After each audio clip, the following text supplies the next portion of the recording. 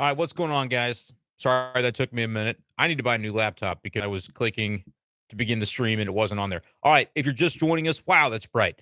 Hopping in, let me know in the comments that you're here. I see some comments already rolling hot and heavy. Retweet me on Twitter so we can get as many people that are awake in the stream and like the stream. Give me a like. It takes 2 seconds. Help me out with that. Would really appreciate it. And then we're going to get rolling, though. Let's comment. We've got way more people in here than have commented. So get your comments in. Zach is here. Wow. Wow, wow, wow. All right. Yep. This is the worst loss of the season for the St. Louis Cardinals. So we're going to have some angst in this room, I suspect. Let's see. We've got Audacity running. We will have the audio of this podcast recorded for Spotify and Apple Podcasts on the B-Shape Daily feed for the morning. Why does it still look like that? My lamp fell. I have like the most primitive lighting setup. My lamp fell off the desk today, and so it's not adjusted. That's a little better. Your son hasn't stopped crying. I'm really sorry about that. Yeah, 17 strikeouts. We're going to talk about a few things. We're going to talk about a lot. So get in here, retweet on Twitter at bschaefer12. Subscribe to the YouTube channel if you're brand spanking new, or if you've been here before but you forgot to subscribe the last time. I'll forgive it today, but not next time. Next time it won't be forgiven. And let's get the likes up to 20. Once 20 likes, we'll kick this thing off. Now, I'm going to kick it off in a minute, regardless of how many likes. But we've got plenty of people in here now, so let's get it to 20 because it'll do my heart good and boost the ego a little bit. But regardless, we're going to get this thing started here. Let me have a sip of water, and then we're going to rock and roll. If you're just joining in, give the stream a like. Hey, we're up to 21. Who wants to be 25? Do I hear 25? And we'll talk some Cardinals. Get your comments in. Ollie Marmol is going to be a huge topic of conversation tonight. I recognize that. I am going to be very interested to see the reactions to the post-game presser. What y'all thought of what he said. I think there's a lot of interesting dynamics at play here because to me, there are only so many things he can say. And is it potentially a reality of our world right now that you as a Cardinals fan watching a 10-21 team aren't going to be happy regardless of what the manager has to say post-game? I think that's a possibility as well. Get us to 30 likes. You guys can do it. Subscribe as well. That's the main thing, is that you subscribe. Water, and then we go. All right, here we go. 3, 2, 1. What's going on, everyone, and welcome into this edition of B-Shape Daily Live, as tonight we break down the worst Cardinals loss of the season, bar none, period, the end, as they fall to the Angels 6-4. I think the score was 6-4. It was kind of an afterthought. The Cardinals go into that ninth inning with a 4-3 lead. They played 8 great innings of baseball in several different areas. They had done enough. They needed Giovanni Gallegos to get them 3 outs. Giovanni Gallegos did not get the Cardinals 3 outs tonight. And the Angels score 3 runs in the inning. Forget it in the bottom of the ninth. That Cardinals team wasn't doing a thing against the Angels relief staff. And the Cardinals lose this game. They continue the losing streak. What does that make now? Is it 5 games in a row swept by the Dodgers, 2 against the Angels? They had won the series finale in San Francisco. I think that's right. That's 5 in a row. But it's bigger than that, right? They're 10-21. As of this recording, I think they have the worst record in the National League, where they're tied with the Rockies. But the Rockies, if they were to beat the Brewers tonight, that game may have gone final. Regardless, they're at the bottom. The Cardinals are in the basement of the entire league. And there was an opportunity for an emotional win tonight. There was an opportunity for a tungsten arm O'Doyle, Akron groomsman type of night for the Angels as well. We can recognize that. Shohei Ohtani, 13 strikeouts tonight. Had 2 hits above 107 miles per hour exit velocity, but the Cardinals had this game in the bag. They had it in hand, well, until they didn't. Absolutely a gut punch. It reminded me exactly of a game I was at, I don't know what, 7 months ago, early October at Busch Stadium. I'm talking about game 1 of the wild card series. And in that ninth inning, Ryan Helsley did pitch. In the ninth inning tonight, he didn't.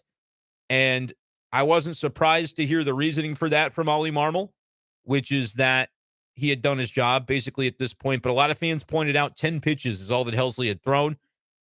And we'll talk about that. I know there are going to be questions about that. I should probably get to that off the top. So I'll go ahead and address it now. Helsley comes in after Jordan Hicks. I think he walked a couple of guys there in the 7th inning. It's early. The top of the 7th is an early spot to see Ryan Helsley, to see the Hells Bells and the lights and the pyrotechnics going on at Busch Stadium. That's not when you're used to seeing it. He's typically the closer, right? But that was a key spot in the game. And so Ollie goes to the bullpen to do what I think a modern manager is supposed to do. Like, I know there is so much angst right now about Ollie Marmol, but you heard in the press conference, which I wish, man, what I want to do is just live stream the press conference and go, all right, here's what I thought. What did you think of this? I'm not going to do that though, because I don't have the technical capabilities to do it. But you heard him talk about to Ben Fred, I believe he said, like, hey, I'm happy to go through each and every decision in this game. I love it. I'd be more than happy to do it. And he's right. He's done it before. I've been in the room when he's done it before.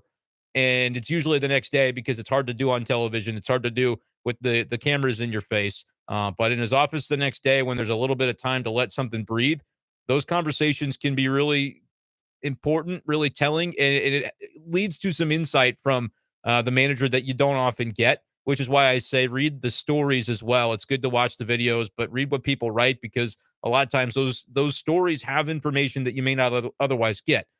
But my point in saying all of this is I think Ollie is the type of manager that's more than happy to defend his choice and his decision. And a lot of times in the press conferences post game after a loss like this, you're going to look at the manager, and no matter what he says, I feel like fans are going to be pissed. I think people are going to be upset. And I saw comments to say he was really arrogant sounding at the beginning. He kind of, whatever you thought of his answers at the end when he addressed the fan frustration. And that's really what I want to know in the comments. What did you think of that portion of his presser where Ben Frederickson asked about the fan frustration? And Ollie Marmol basically said, you think they're more frustrated than us in this clubhouse.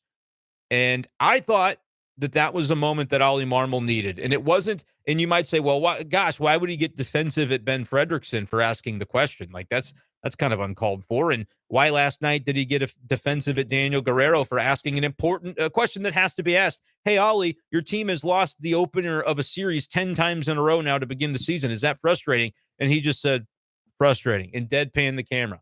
Like, last night, he wasn't in the ability to articulate mode. He found his stride, though, tonight, I think, with that question. And even if it's unfair of a manager, which I think this is one thing that I would say about the pressers post-game, the managers would do better. And again, I'm never going to be in that chair, so I won't have to answer to this and actually see whether I'd be able to do it myself. But in my opinion, the managers of any sports team, baseball, football, it doesn't matter, when there's cameras on you and it's a press conference situation, would do well to recognize that they're not talking to the media member asking the question. They aren't. They're talking to you guys. They're talking to the fans. And there are times where I feel like it could be so easy to be defensive of a question because it's like, am I being challenged? And in many ways, I think that's an area where Ollie Marmol actually thrives because, like I said, he is willing the next day or even in that moment to have it out and explain to you what the thought process was. And you may not come away agreeing with the thought process, but I think most of the time you do, after those conversations, come away acknowledging that there was one. And I hate to bag on a guy that's not here to defend himself, but I didn't feel that way with Mike Matheny. And people say, oh, this feels like Matheny. And I'm like, the performances do, the losings piling up on each other, that all feels familiar from 2016 to 2018. I'm not that old, but I started covering this team in 2016 and have covered them every year since. And 2018 is when Mike Matheny got fired. And the lack of fundamental play and all the things going on at that time were so glaring. And it was like, this feels icky. This feels like when you're covering a team going through that, it feels like something's off, man. And sure enough, something was off, and they fired the manager in the middle of that season. And so I hate to bring it up and make these comparisons because I don't think it's the same situation is the reason that I really get into it. Mike Matheny was that way in terms of defensive of every little thing and perceiving it as a slight and all of those things. And you might say, well, I think Ollie did those same things tonight. And maybe in some ways he did. But I thought he hit his stride toward the end. And again, you may see this differently because you're a fan and it feels as though he's poking a hole in your worldview when he says, do you think the fans care more than we do in the clubhouse? Sitting there and covering the team, and this may mean nothing to you, so take it with a grain of salt, but I do believe they care in the clubhouse about their lives and what they actually do day to day. I do believe they care more, or as much as, at a minimum, the fans that do invest their time and they invest their nights and they invest their summers and they invest their finances and they go and they support the team, and that you've got buy-in. And so those things absolutely do matter. But we got to take a step back if we think that the people whose, like, I'm not going to say livelihoods, because I mean it is, but like they're making tons of money. They're making more money than I'll ever make, you'll ever make. Like, we can recognize that. That's fine. But like, it's still they're human beings living their lives, and they do this every night. We watch it on TV, or we watch it, at the ballpark. They physically are the ones doing it. Come on now. If you didn't like that answer, I don't know what he could possibly say that you would be able to appreciate, because it to me, it is a reality that they care. They're pissed. They have passion. And like, he didn't say Cardinals fans are terrible because they booed us tonight. I didn't hear that. That would have maybe been a red flag, because, the losses piling up is boo-worthy. It's boo-worthy. I get it. I heard some nasty things from the crowd with the windows of the press box open that I don't think people would be too proud of. But at the same time, I get it, because that's the passion of this Cardinals fan base. And so it rubs both ways. It's great when they're winning, and they'll support you like hell. When they're not winning, and this is the most stark example of not winning that we've seen of Cardinals baseball in some time, it's capable of going the other direction. But I just look at it and I go, I don't know. Like, is it just the record? Is it just the fact that they're 10-21? And so no matter what's said, or the way you get there, or the process to it, is irrelevant because the record's what matters. And if that's true, then I can totally understand that, because they're on a pace to be effing terrible. I mean, that's the pace that they're on right now. And it's not early anymore. Don't let anybody tell you it's early, because it isn't. It's not. There's no such thing as early when you're 11 games below 500 and you're close to a fifth of the way through the season. Like, this is problematic at this point. I said on the radio a couple of days ago on the big show on KTGR in Columbia that it's DEFCON 1, which I have recently learned is the bad DEFCON. That's the one you don't want to be at. All right, just so we're clear on the scale there. 5, not so bad. 1, really bad. And I said 2 days ago it was 1, because I saw the potential in this Angels series for it to go even further into the bad direction. And now it has done exactly that. But man, this has to feel differently, right? And you can't take moral victories away from a night like tonight. I swear to you guys, I thought I was like the big man on campus, right? I'm going to come onto this YouTube stream and I'm going to go #everyday Dylan. What did I tell you? Dylan Carlson. Let the guy have an opportunity and see what he does with it. I thought this was going to be Brenden Schaeffer gloating about, calling his shot on Dylan, stick with him, see what he gives you. Nope. We're not going to get to focus very much on that. But wasn't it great to see Carlson have that swing?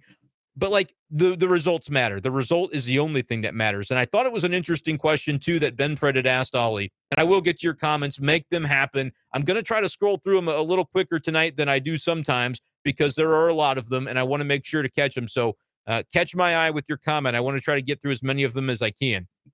But I thought the question by Ben Fred, and again, if you haven't heard it, I don't want you to leave my stream to do it. I'm going to try to describe everything for you that I can. But afterwards, it's worth your time to go to Bally Sports on Twitter, because I know they put these out, and listen to the 8-minute presser. And the question that Ben Fred asked of Ollie Marmol was like, when you guys are playing at your best, the game builds toward your all's momentum, and like, you've got the game in grasp. You go 7th inning, 8th inning, 9th inning. You guys are able to sort of squeeze the life out of the other team. The momentum is on your side. When the Cardinals are playing their brand of baseball, everything kind of flows and works. Right now, he asked, does it almost feel like the opposite, where you guys need to win so bad and you're pressing, and it's like, as the game gets closer to the end, it's and he didn't use these words, but I'm thinking it matches like an, oh no, how are we going to F this up at this point? Like, wanting it so badly that you press so much to not be able to do the job that you thought, for instance, tonight Giovanni Gallegos would be able to do. I thought it was a super relevant question, and Ollie said that's human nature, man, when they're going through it the way they're going through it. So I thought it was the press conference he needed to have. I got through the rest of the clubhouse, waited out, to the last player that I thought was going to be accessible, and then I walked out of there to 100 replies on my tweet that maybe half of them agreed, but a number of them didn't agree. 200 people liked the tweet, so I thought there was maybe at least some validity. You got to remember that the loudest voices aren't necessarily always the most popular ones, but there were enough of y'all out there that I could say, all right, step back, Brenden, you don't know everything. People didn't like it, but I'm curious what they didn't like about it. And so that's what I'm going to be looking for as I hunt through these comments for a little bit here. Like the stream if you can do so. I appreciate how many we've got in here. If you're just joining for the first time, this is what we do this summer. As long as if the Cardinals are like 14-71 with their record, I can't fathom y'all are still. I guess we'll be talking about trade deadline, who they're going to get rid of. But I would love for you to like the stream, helps me a lot, and subscribe to my YouTube channel. It's right there. You're on it. You're already here. Let's get that rolling because I am racing to 1,000 subscribers. I'm not even going to be anything but transparent with you guys about that. But I'm having a lot of fun doing this, and maybe tonight could be another fun one. Let's dive into the comments. I did say I was going to bring up the Helsley thing. Why, I think it boils down, and Ollie did answer it. It was, the fact that you feel like he's done his job. It's the number of up downs, right? He comes in the 7th, goes and sits in the dugout, comes out in the 8th, goes and sits in the dugout. Does he come back out for the 9th? It's something that he's done more in his career than I thought he had just in the moment. I went back to 2022's game logs, and he had a couple of games in that season where he was at least 2 1/3 inning. And so I don't even have to go through to know he did at least pitch in 3 different innings within that game. And tonight, with the 10 pitches he had thrown in the 9 strikes, you'd think it would maybe be an opportunity. Y'all know what Gio's ERA, though, was before tonight? I mean, come on with that. If you have a tweet, if you have a timestamp, it could show me, hey, I was bitching about it before Giovanni Gallegos blew the game. Then that's fine, man. I'll pat you on the back and say you called your shot. But I got to be real with you. I wasn't seeing it. I wasn't seeing a lot of it. And I certainly, I don't want to be the hindsight guy. I want to sit here and tell you, Gio's coming into the game. Did it occur to me completely that Helsley was as economical as he was? No, but it just kind of felt like the flow of the game would be such that Gio would come into it. And Gio has been really good. Now, he did allow a run in his last appearance, but he's been really, really good since coming off the injured list at the beginning of the season. He's been dynamite. So that was the guy you want in that situation. In this kismet, I've got his baseball card sitting right here, Gio's, on the top of a stack on my desk. I don't know what to say. I don't have answers. I listened to Matt Pauley on KMOX, the open line show that they have following the game, with a lot of callers that were angry, just like you guys are angry. And I texted Matt. I said, man, you and me see this really similarly right now.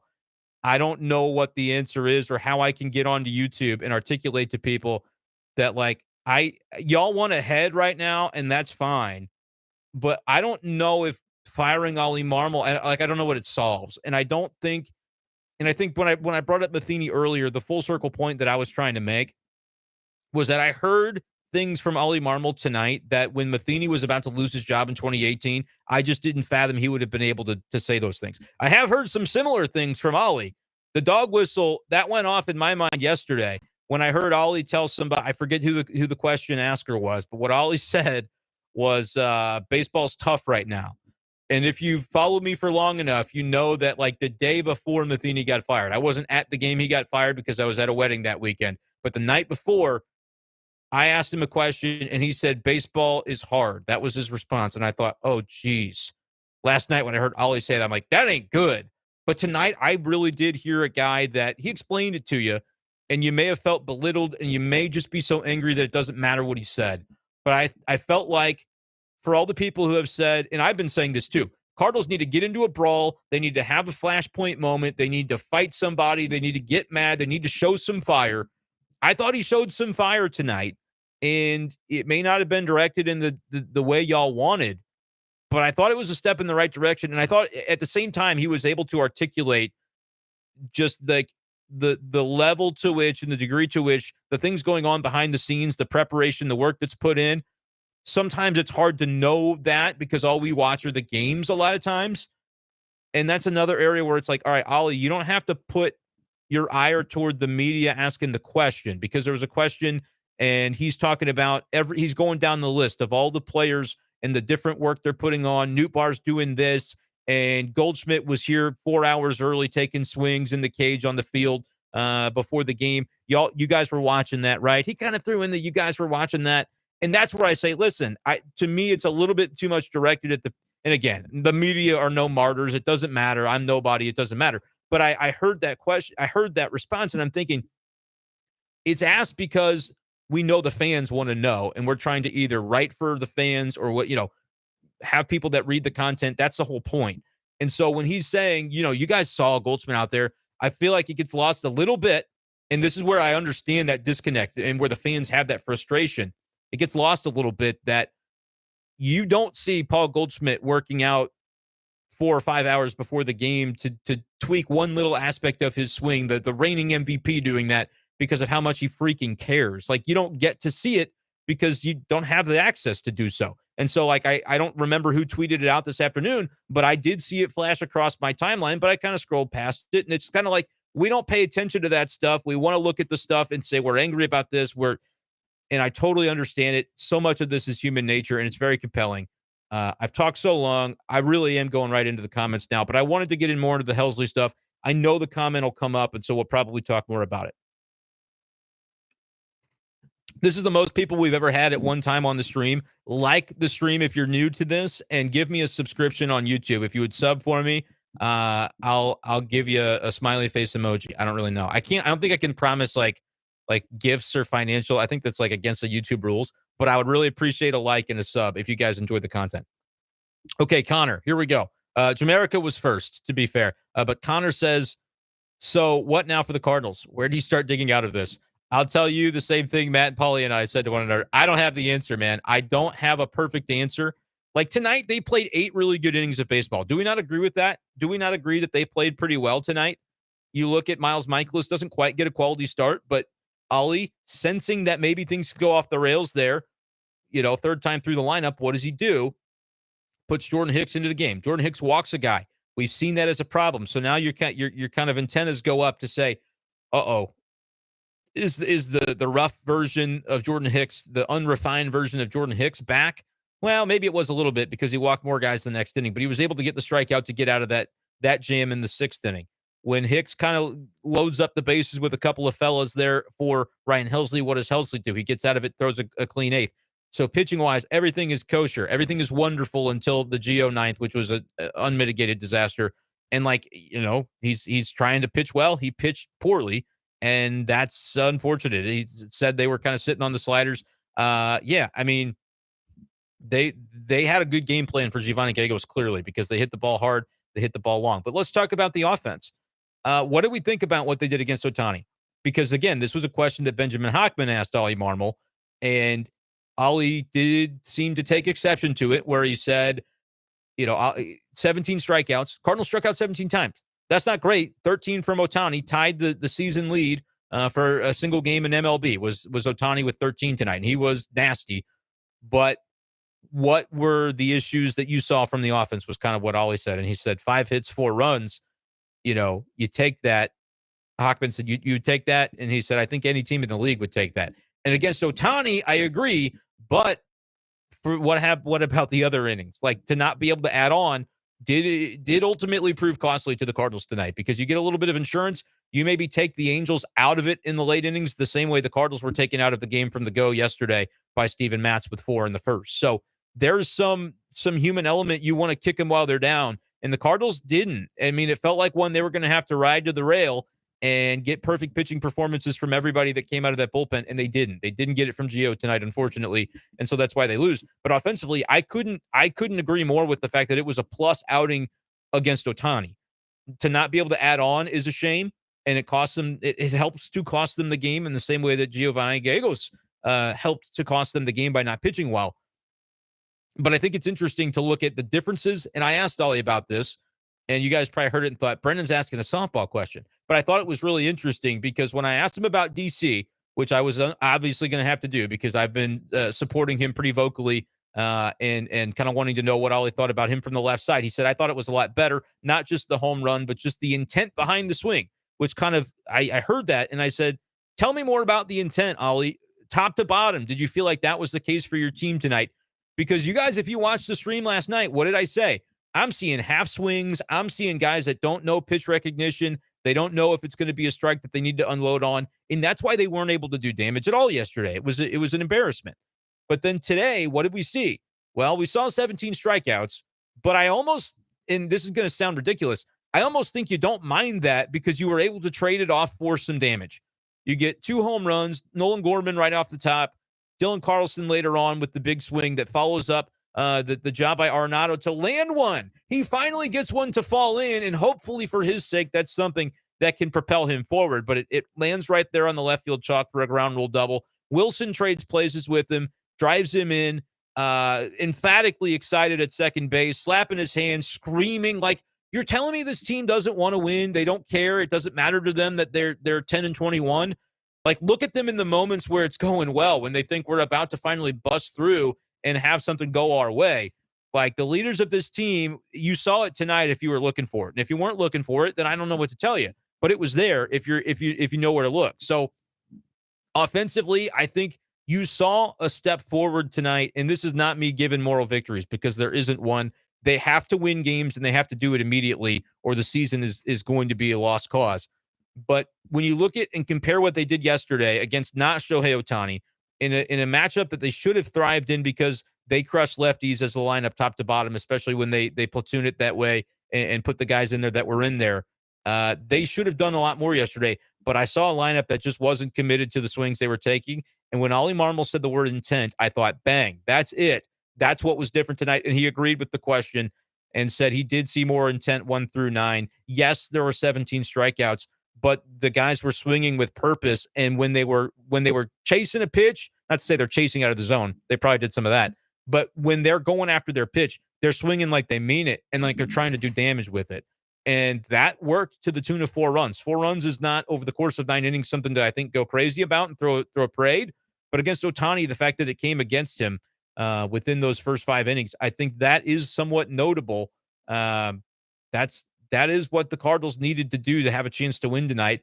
They did it. They traded off the damage for the strikeouts, and unfortunately, the bullpen didn't hold, and they didn't add on against the relief pitchers. There's no rule that says they can't add on against the relievers. And so that's why I thought maybe Ollie was a little bit, up in arms about a question that it's fair to ask. 4 runs over 9 innings is different than 4 over 5. So where does that disconnect come in for the offense?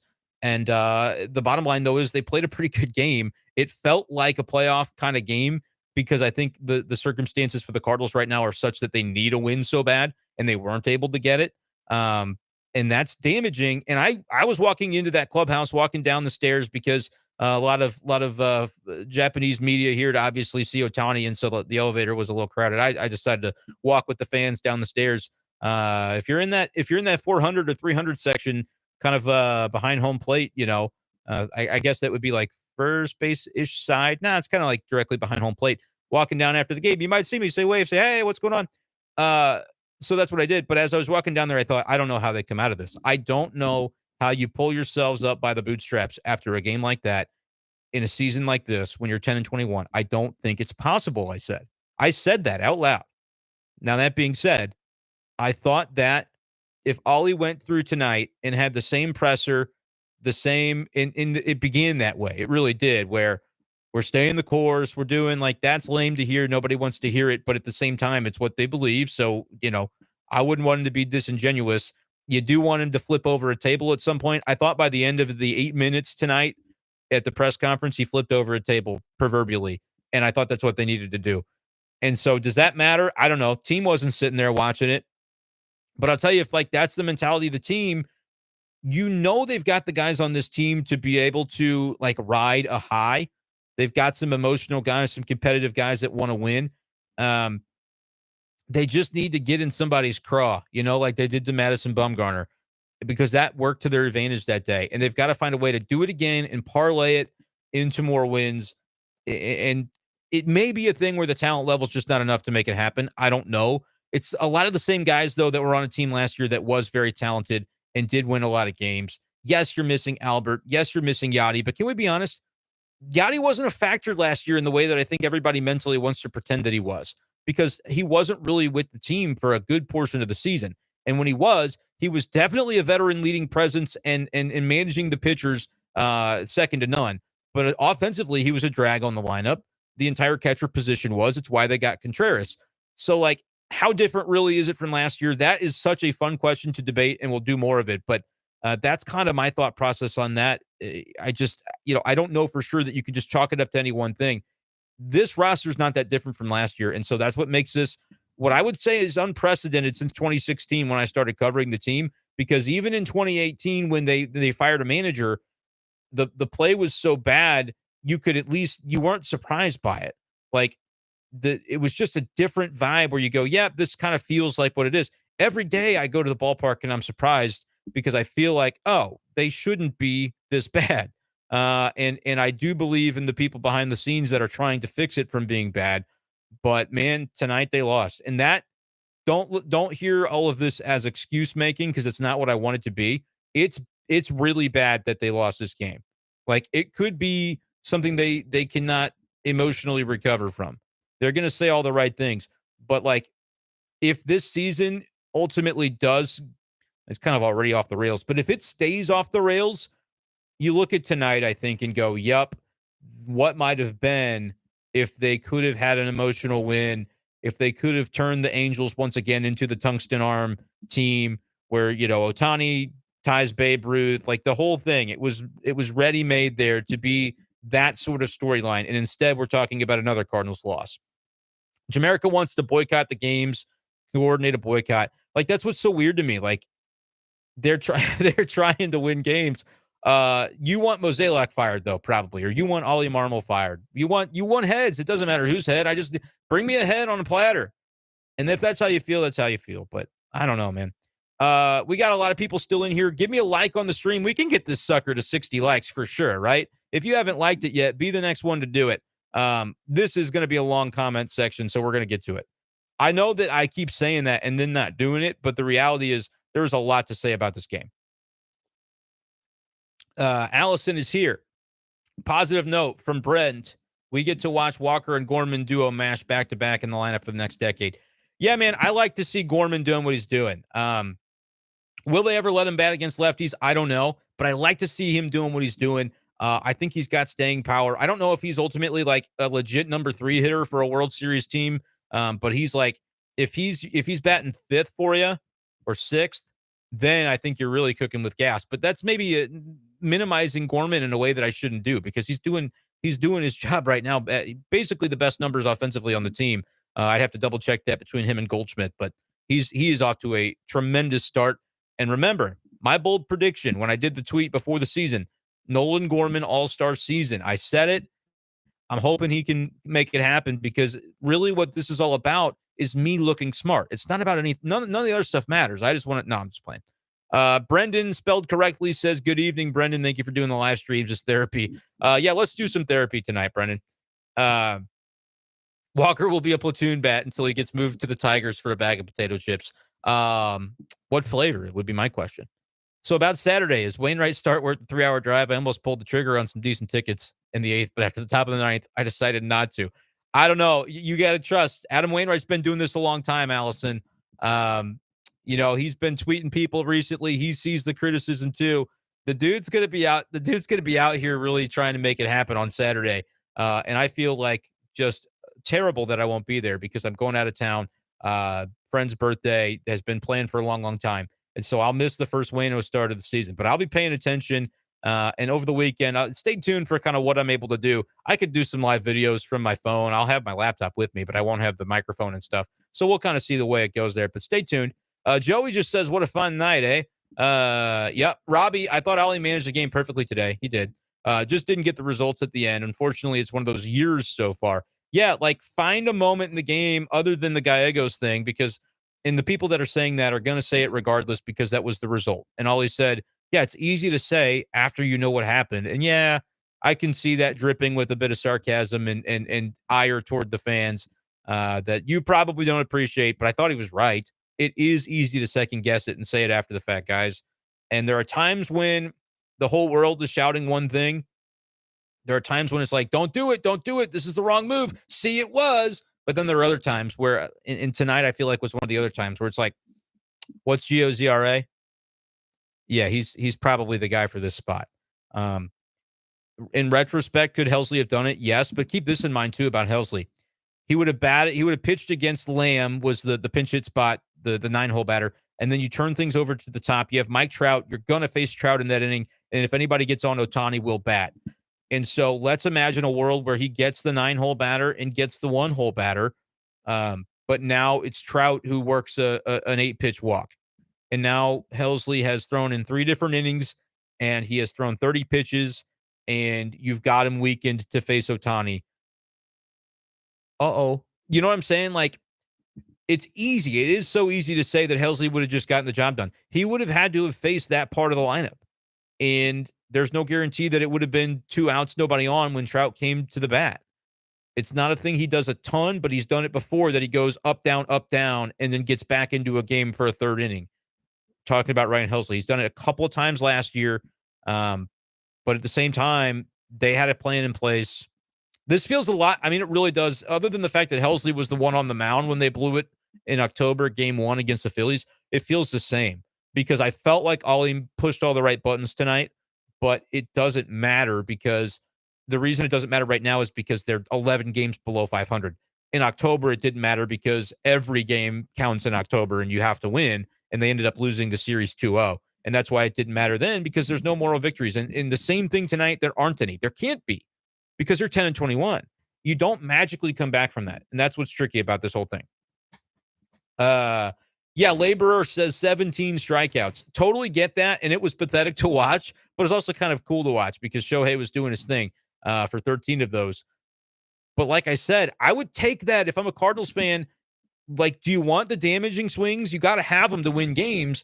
I would say that trade-off is almost, it's worthwhile in some respects. Now, you can't strike out 17 times every game, but they were taking their hacks, and enough of them landed. They landed enough body blows against Shohei that they could have won this game had they just gotten the clean 9th inning from Gio, and they didn't. So that's the trade-off. Would you rather an offensive performance like yesterday where I don't know how many times they struck out, but it wasn't 17, or would you rather tonight where they do strike out more, but it's because they're not, I almost said words I shouldn't say. They're not just kind of like, well, they're not dicking around. They're just kind of, they're taking their shot when they think they've got a shot. Other than that, like last night, it was just half swings by Arenado, half swings by Carlson. Not sure, is that a slider? Is that in the zone? Should I swing? Should I not? It's hard to watch because even if they connect, you have to land 3 blue hits in a row to score a run. That team last night wasn't doing damage, and they weren't going to. Tonight, you at least felt like, all right, they're taking their hacks. To me, that's a trade-off that you take. But again, don't hear what I'm not saying. I'm not saying that because of that, y'all should be happy about tonight. Hell no, it was terrible. Let's get to 65 likes. I know y'all can do it. The 90 of you that are in here, please subscribe. Not to be like begging, but I'm kind of begging. Subscribe for me if you like the content. If you don't, then that's fine. You don't have to subscribe. Is there a new worse loss every week? Trevor, I don't think they're just going to be a worse loss than this one. It's hard to have it because you're not going to be on a 2-8 road trip followed by a loss, followed by this. That's not going to be repeated, I don't think. That's me knocking on a wooden desk right now, but I don't think that's going to be what happens. Marmol turning into Lee Elliott questioning the fans. I know the reference. I don't think that is what he's doing. Like, you got to recognize the reporter asks the question, he answers the question. Sometimes the reporter asks a question, he asks you a question like he did to me last night, and then he answers the question. But last night, that provided one of the best answers of the night, and tonight it happened with Ben Fred. He got a wonderful answer, I thought. Whether it was what you wanted to hear or not, I thought it was the passion that was required. It was Ollie showing some zest, showing some feistiness and some fight. They got to channel it to wins, though. Like, I've been talking for a week and a half about how the pressers don't actually matter. We like to talk about them because it's something, but they don't matter as much as what happens on the field. And they've got to muster a win. They have to conjure a win like it's a Blair Witch Project, crazy horror movie. Conjure one. Do anything you can. Sacrifice a chicken. It doesn't matter what they do. They've got to win a game, and they've got to do it really, really soon, because you can't go winless in the next week without going, well, I'm John Mozeliak. I'm supposed to change something about this team. Like, the manager, I don't think is the problem, but like, it becomes the problem if you don't win ever, right? There has to come a point. Okay. Caleb, this is unbelievably bad. Honestly, I'm impressed with their ability to lose in this many different ways. Yep. At least they make it interesting, right? That's nice. Ryan says, I haven't heard boos like that loud in a long time. Me either. There was a few scattered boos last night, but that was a game that they played bad. They didn't have any life offensively.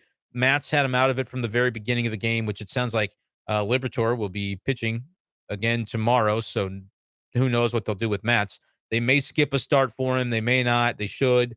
To me, they should just move him to the bullpen, but I think they're looking at his curveball. That was something that came up with Ollie before the game today. And in full disclosure, I wasn't there. I was on the radio, but from the tweets I read, Ollie basically described a reluctance for Matz to throw his curveball, and they've seen something mechanically that they think can give him more confidence in that pitch. And so it may be that they spend, a handful of days working on that and then reintroduce him to the rotation thereafter. I don't know if I buy that as the thing they should do, but hey. Labor says 3-19 when they score 5 or fewer runs, which is, not that surprising. Not that surprising. They shouldn't have 22 games where they score 3 or 5 or fewer. That's kind of what I think. But yeah. Trevor says those weren't newts, they were boos for anyone that's asking. And yes, they were boos. I was there and heard them, and I heard some other words and things said. People were pissed, man. That's why it kind of felt ugly in that ninth inning. It felt like October again, because you just go, oh no, this isn't what anybody wants to see, and they're letting them have it. It wasn't good, man. It wasn't good. Jay Tiger, you guys think the season's over? You don't want me to answer that question right now. You do not want me to answer that question. Ask it enough times and I might answer it. Ryan says probably since the game where they got blown out by the Reds and Matheny got fired afterwards. Yes, but if I recall correctly, they got blown out by the Reds, and that was maybe the game that I was at. And then the next night, I don't even think they got blown out. They almost won a game, maybe, but the decision had been made to fire him. Whether they had won or lost that game is what I recall. Burleson being replaced soon. This is a Connor question. I don't think so, but there could be any changes. Like they got to continue to churn the roster and make moves. Top of mind, I'd have to go back and look. I don't actually have the box score pulled up like I usually do, so that's on me. I don't know that it's easy to look at any one spot in the lineup and say this is why they didn't do this or that. Like again, we wouldn't be talking about Alec Burleson or anybody else if Giovanni Gallegos does what he's capable, does what he had done for the majority of the season so far. That's what's so frustrating, I think, about it is they played well. Last night, the boos were scattered because people were mad because the season has gone really, really poorly, but you lose 5-1. You show literally no fight. That wasn't a surprise. By the time you get to the ninth, you knew what was happening in that game. You knew what the result was going to be. Tonight, you didn't. And so you saw that frustration come out, and it's warranted at this point, right? Like there's not, if Cardinals fans didn't care, they wouldn't boo. They would go, oh well, I guess it's done. We didn't win today. So I don't think the fans are to blame. I don't think Ollie's really blaming the fans, but I get it that it sounds bad. But I'm hearing the passion come through, and I'm hearing the fight come through, and he's getting pissed off. He's getting ornery. I think that's what he needed. But I understand if people don't view it that way. And keep commenting what you thought of it, because I am going to read those. Burleson 0 for 3 tonight. Nootbaar would look bad. 0 for 4 with 3 Ks. Goldie 0 for 3, 3 Ks. Hit by a pitch as well. Gorman Arenado Contreras 3-4-5, all 2 hits. Carlson the big swing. Donovan and Edmund struggle. I mean, 17 Ks. Nobody's gonna, that's gonna be what it is. There's no sugarcoating that. So it's like I look at Burleson and go, was he really the problem tonight? I don't know. Probably not. Like a lot of guys struggled. But could he be somebody that only kind of takes late game at bats against righties and you let Dylan play center every day? You let Nootbaar play in the outfield, probably right field every day, and Tyler for the most part in left? Yeah, I could see more of that. But Tyler hasn't really done anything to take the job from Burleson, right? I think it's going to get to where, and I said everyday Dylan, hashtag everyday Dylan. It's going to get to where Dylan plays every day. Like gets to start against a righty tonight, one of the toughest righties that exists, and he homers against that guy. So Dylan's going to get some run. Thank God. It should be the way that it is. I've been saying it for weeks, and here we are. Nootbaar's going to play, and then it's kind of Burleson or O'Neill who's going to win out in terms of regular playing time. Because I got news for you. The answer might be neither in a month when Jordan Walker comes back, and he should come back, and it probably shouldn't take a month if they keep losing. The curse of Jordan Walker going to Memphis, that was a great decision. And I get it. I get what they had to do and why they had to do it. Well, they felt they had to do it. I wouldn't have done it, but I understand what their thought process was, even if I didn't agree with it. I just don't think that should mean he's banished there forever. And what sucks is he's hitting 180 something in Memphis. Like the day he has a great game in Memphis, people are going to be calling for him to be back. I think that's right. I hope it happens sooner for him rather than later, because if he's hitting 150, the Cardinals should go, see, he's not ready. But they thought he was ready at the beginning of the season, and now he's not. That's what I never will understand. Caleb is excited about playoff hockey. I don't have it on. I did put the Oilers in my bracket, though, so I have no idea who won. Joey said the Marmol comments about the team being more frustrated was a good answer. They should be more pissed than us. That's the way I see it too, Joey. But not everybody felt that way. He can't do anything about this. Not by himself. The players are the ones that have got to win a game. He put them in great position. Like, again, find the move other than Gio, which I don't think was the wrong decision. I think you could probably flip a coin, but I can tell you, no matter how they lose that game, people are going to be upset. If you start Helsley in the ninth inning and he gets a pitch count too high, and then you bring in Gio, you can't bring in Gallegos in the middle of an inning with inherited runners. Everybody knows that. Like, that's a no-win situation. He went with a clean inning for Gallegos, who has been really good this year. Tonight he wasn't, and they lost the game. But other than that, what did he do that you didn't like? I thought he pulled every right string, punched all the right buttons, put out a lineup that was able to do a little damage against the best pitcher in baseball, and they still lost. That stings, and there's no easy way to answer how you fix that. Jacob says, Ollie's comment about there not being one player on the roster that he could ask more of blew my mind. There's easily 26 I could ask to do more. Jacob, that blows my mind. There's easily all 26 of them that you could ask to do more. I don't think that's just, I don't agree. I just flat out don't agree. And there's going to be times where guys walk, Jordan Hicks walks two guys tonight and didn't, quote unquote, do his job, but was able to get out of the jam that he was inheriting with Michaelis. Helsley picks him up. Like, you guys act like it's so easy to just be perfect and great every night. Like, I don't think that's reality. You're going to tell me that Jordan Montgomery needs to give more? That dude's pitching his ass off right now. Paul Goldschmidt's coming into today was hitting like 379. What's up, Cat? Is hitting like 379 over the past week and a half. I heard on the radio on the way in. Yeah, like, you want more production from the team because they're not winning games. I think it's ridiculous to say that you need more work ethic from the team because you don't know. That's what Ollie's trying to articulate in those moments. And the way it comes across might be a little terse and you don't like to hear it. But when he says, I can't look this guy in the eye and say, I need more from you, he's not saying, hey, you went 0 for 4. I need 2 for 4, you scrub. That's not what that means, guys. What it means is I can't look that guy in the eye and say, hey, I need you to stop dogging it. I need you to put in the damn effort. That's not the conversation he's having with his players. That's what he's saying. If you can't make the distinction between that, you need to try. Like, operate at a higher level of fandom is what I want to challenge each and every one of you to do. And a lot of you get it, and some of you I think get it at times, but when things go bad, it can be hard to get it. And I've been where you are. I've been that fan. I grew up a Cardinals fan. My perspective is a little different now, but I know exactly where y'all are coming from because I've lived it. But I also, and again, this doesn't make me better than anybody else, but I just get to see different perspectives of it now that I didn't before. And so I'm trying to say, hey, here's what goes on. Here's how maybe you could view it differently. And if you don't, if you just need to be mad about it, that's all right too. But I at least want to be able to kind of diagnose and dissect some things that I don't think are super fair. Easily 26 players that you think could do more. I can't personally agree with that comment, but I do respect Jacob. You're right to make the comment.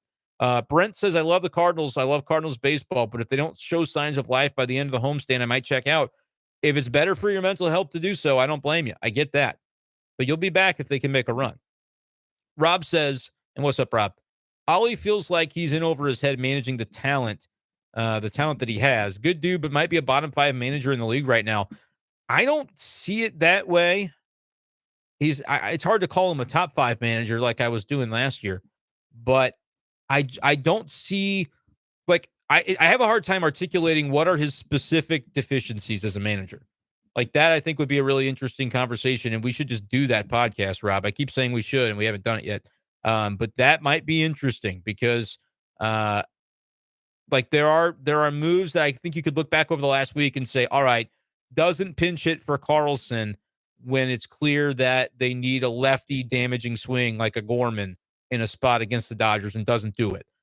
Like, is that where he's in over his head? Because there have been times where he's like so hyper on top of those things that when it doesn't happen in the Dodgers series and he doesn't make the move that he's consistently made throughout his time as the manager, I look at it and I go, I think this is intentional. I don't think he's like forgot to make a switch like a lesser manager. I think he's intentionally choosing to do something different because he wants to try and light a fuse and it didn't pay off. And you can question that decision for sure. But I feel like I don't know how I can articulate the deficiencies that he has as a manager because he understands the analytics, which is a lot of things, a thing that a lot of managers at times don't. I think he plays to them well. Is there maybe a criticism, at least right now? It's hard to argue with the way they're playing, that the team, and this is not just Ollie, but the coaching staff in general, hasn't done enough to articulate the game plan of here's how we want to use you. I know we don't use the same lineup every day, but here's the game plan for you. Like it's been described in private meetings that this is what the Cardinals do, and Ollie does those things effectively. But I guess they can say they're doing them, but if the results don't show, it's fair to question everything. So I get that, but I'm curious, man. I don't know specifically what I would say. Ollie's weakness as a manager is X, Y, and Z. I'd have a hard time filling out that list, but fans clearly don't. So give me your list. I want to know. Mike says, glad the fans booed him off the field. They need a wake-up call. Yeah, they do. I get it. It's their right to boo for sure. Jacob isn't saying this is the worst loss, just recency bias. The Giants lost last Tuesday with an error by the Gold Glove second baseman, then a 2-strike homer by an awful hitter in the ninth. Yeah, the Blake Sable home run, that one sucked. But like, because of the way this one could have been a turning point, it really is the Ohtani and the Trout factor for me. You go 2-8, and then you lose another series opener. That's 10 in a row. And then everybody coming into this game tonight said the same thing. Cardinals had no chance. Ohtani, forget it. Forget it. And I kind of looked at it, and I thought they'd lose. But I looked at it like Michaelis has kept them in games lately. I don't know how they score runs or where the runs come from. I was surprised to see the homers off of Ohtani. I really was. But like, to me, it shows me they did have an approach coming into this game that they were able to execute, which I thought that was good. I thought that was relevant. But at the same time, Jacob, I get it. There have been other bad losses, but because of the way this one could have been a turning point against a team like that, against a pitcher like that, and to play for as crisply as they did for a full game, like Tommy was playing. He was balling tonight at shortstop, I thought. Made some nice plays.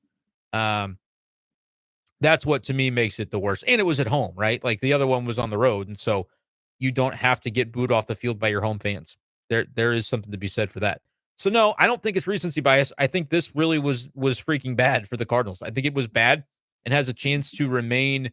Like if they lose 90 games, I'll look back on tonight and say this was the night where it became clear that maybe they weren't going to turn it around. But I thought at least Ollie didn't roll over and die in the post game, which the pressers don't matter. I keep saying that because I don't want to put too much weight onto them. But he didn't roll over and die in the post game, which I think is valuable. Connor asked if I believe the comments made by Schwindel today. Frank Schwindel, former Cubs outfielder. I think you're talking about the Peoria pitcher who basically said he was told by a scouting director or a farm director, didn't use anybody's name, so I'm not just going to assume that's Gary LaRocque like everybody assumed. But a higher up executive in the organization came down and told him, hey, we're the Cardinals. We don't want you striking people out. Throw the ball over the middle of the plate. Use your defense behind you. That's how you can have efficient, quick innings. And then the coaching staff at Peoria kind of told him, don't listen to that. You should want to strike people out. That could be its own podcast. I don't have the connections. I saw, a guy like Derek Gould, who does a great job for the Post-Dispatch, says here are stories I've written about this exact topic almost.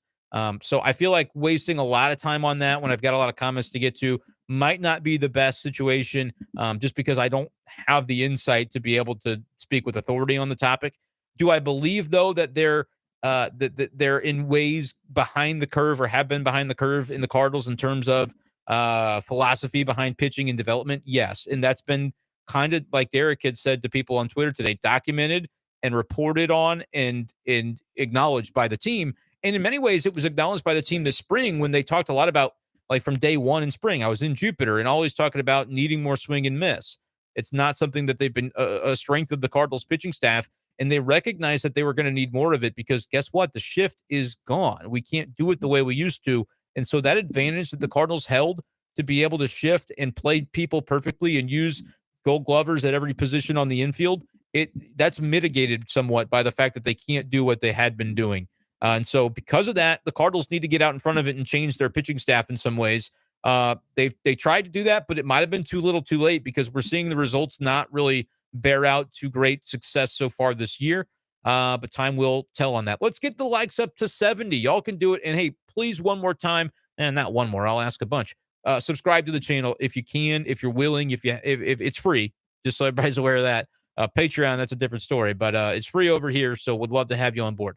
Michael says, I like that Ollie showed some fire tonight. Definitely the worst loss of the year. Super disheartening to be so locked in on this horrible team. Yeah, like there's no question that Cardinals fans are passionate. And like I said, it's their lives that they're living. But like, let's be real. I know that it's your guys' lives as well because Cardinals baseball, for a lot of people, that's the soundtrack of the summer, man. That's what's important to you guys. And you live and die with it every night. And I totally get that. And I respect it too, because like I said, I came from that.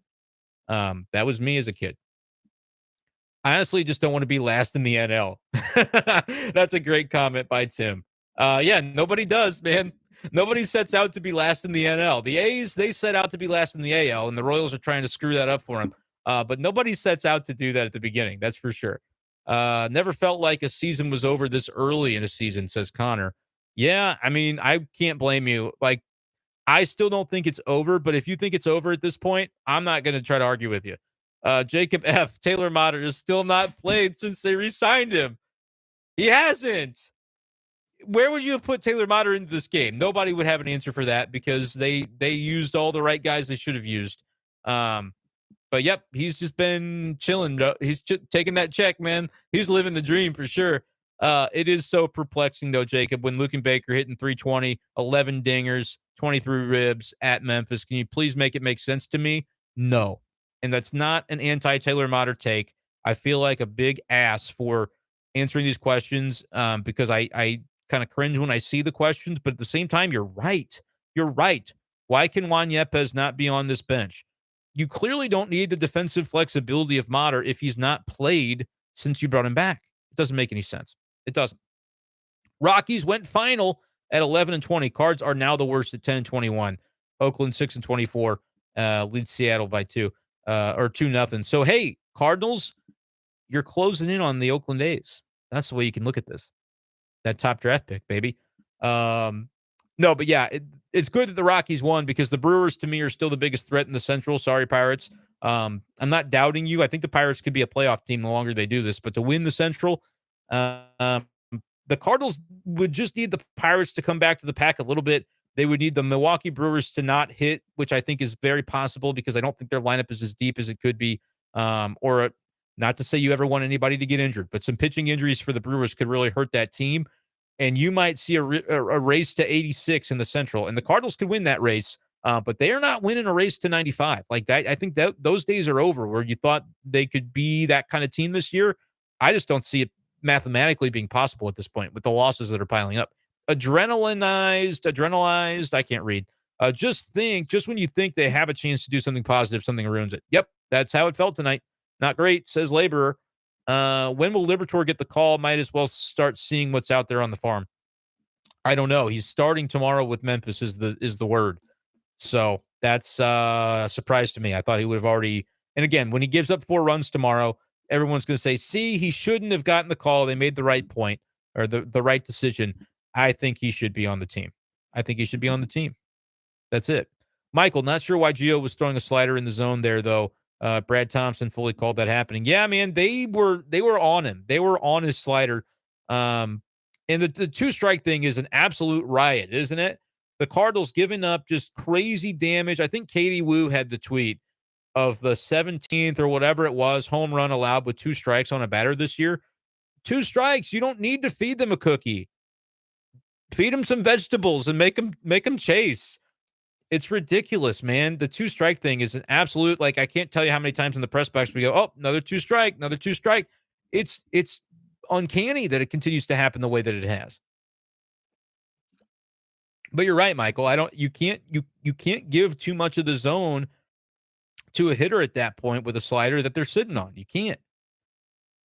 But I don't want to I mean, you're going to bag on Gio because it cost him the game, but he's had such a good start that it's a shame that it went like this tonight. Is Contreras a terrible game caller? I don't know. I don't know. He's not as good as Yachty because few are, but I don't think he's a terrible game caller. No, I don't think that he is. But I can't tell you he's great. I can't sit here and tell you he's excellent at it because I don't know. Um, but we're going to see, a continuation pile up of what this team's ERA is at the end of the year, and he's a big part of that as a guy calling games. And they did start Kisner off of an off day. I think they like is Kisner better than Contreras at that? I'm not going to say that's impossible either. But I know Contreras works at it too. So it's not. I don't have a smoking gun to give you on that one, but it's something to watch those things. Like, you guys are smart fans to be able to, if you want to hone in on something, Connor, I think that's worthwhile to watch and see. All right, what's being called and what's kind of the way they want to approach these different hitters. Again, it's something that you hope would get better. If that is a struggle right now, you'd hope it would get better with time as Contreras continues to get comfortable with these pitchers. But we're a month in now. That being said, Michaelis almost had the quality start, 5 2/3, 3 runs. Wasn't great, wasn't terrible. He was fine.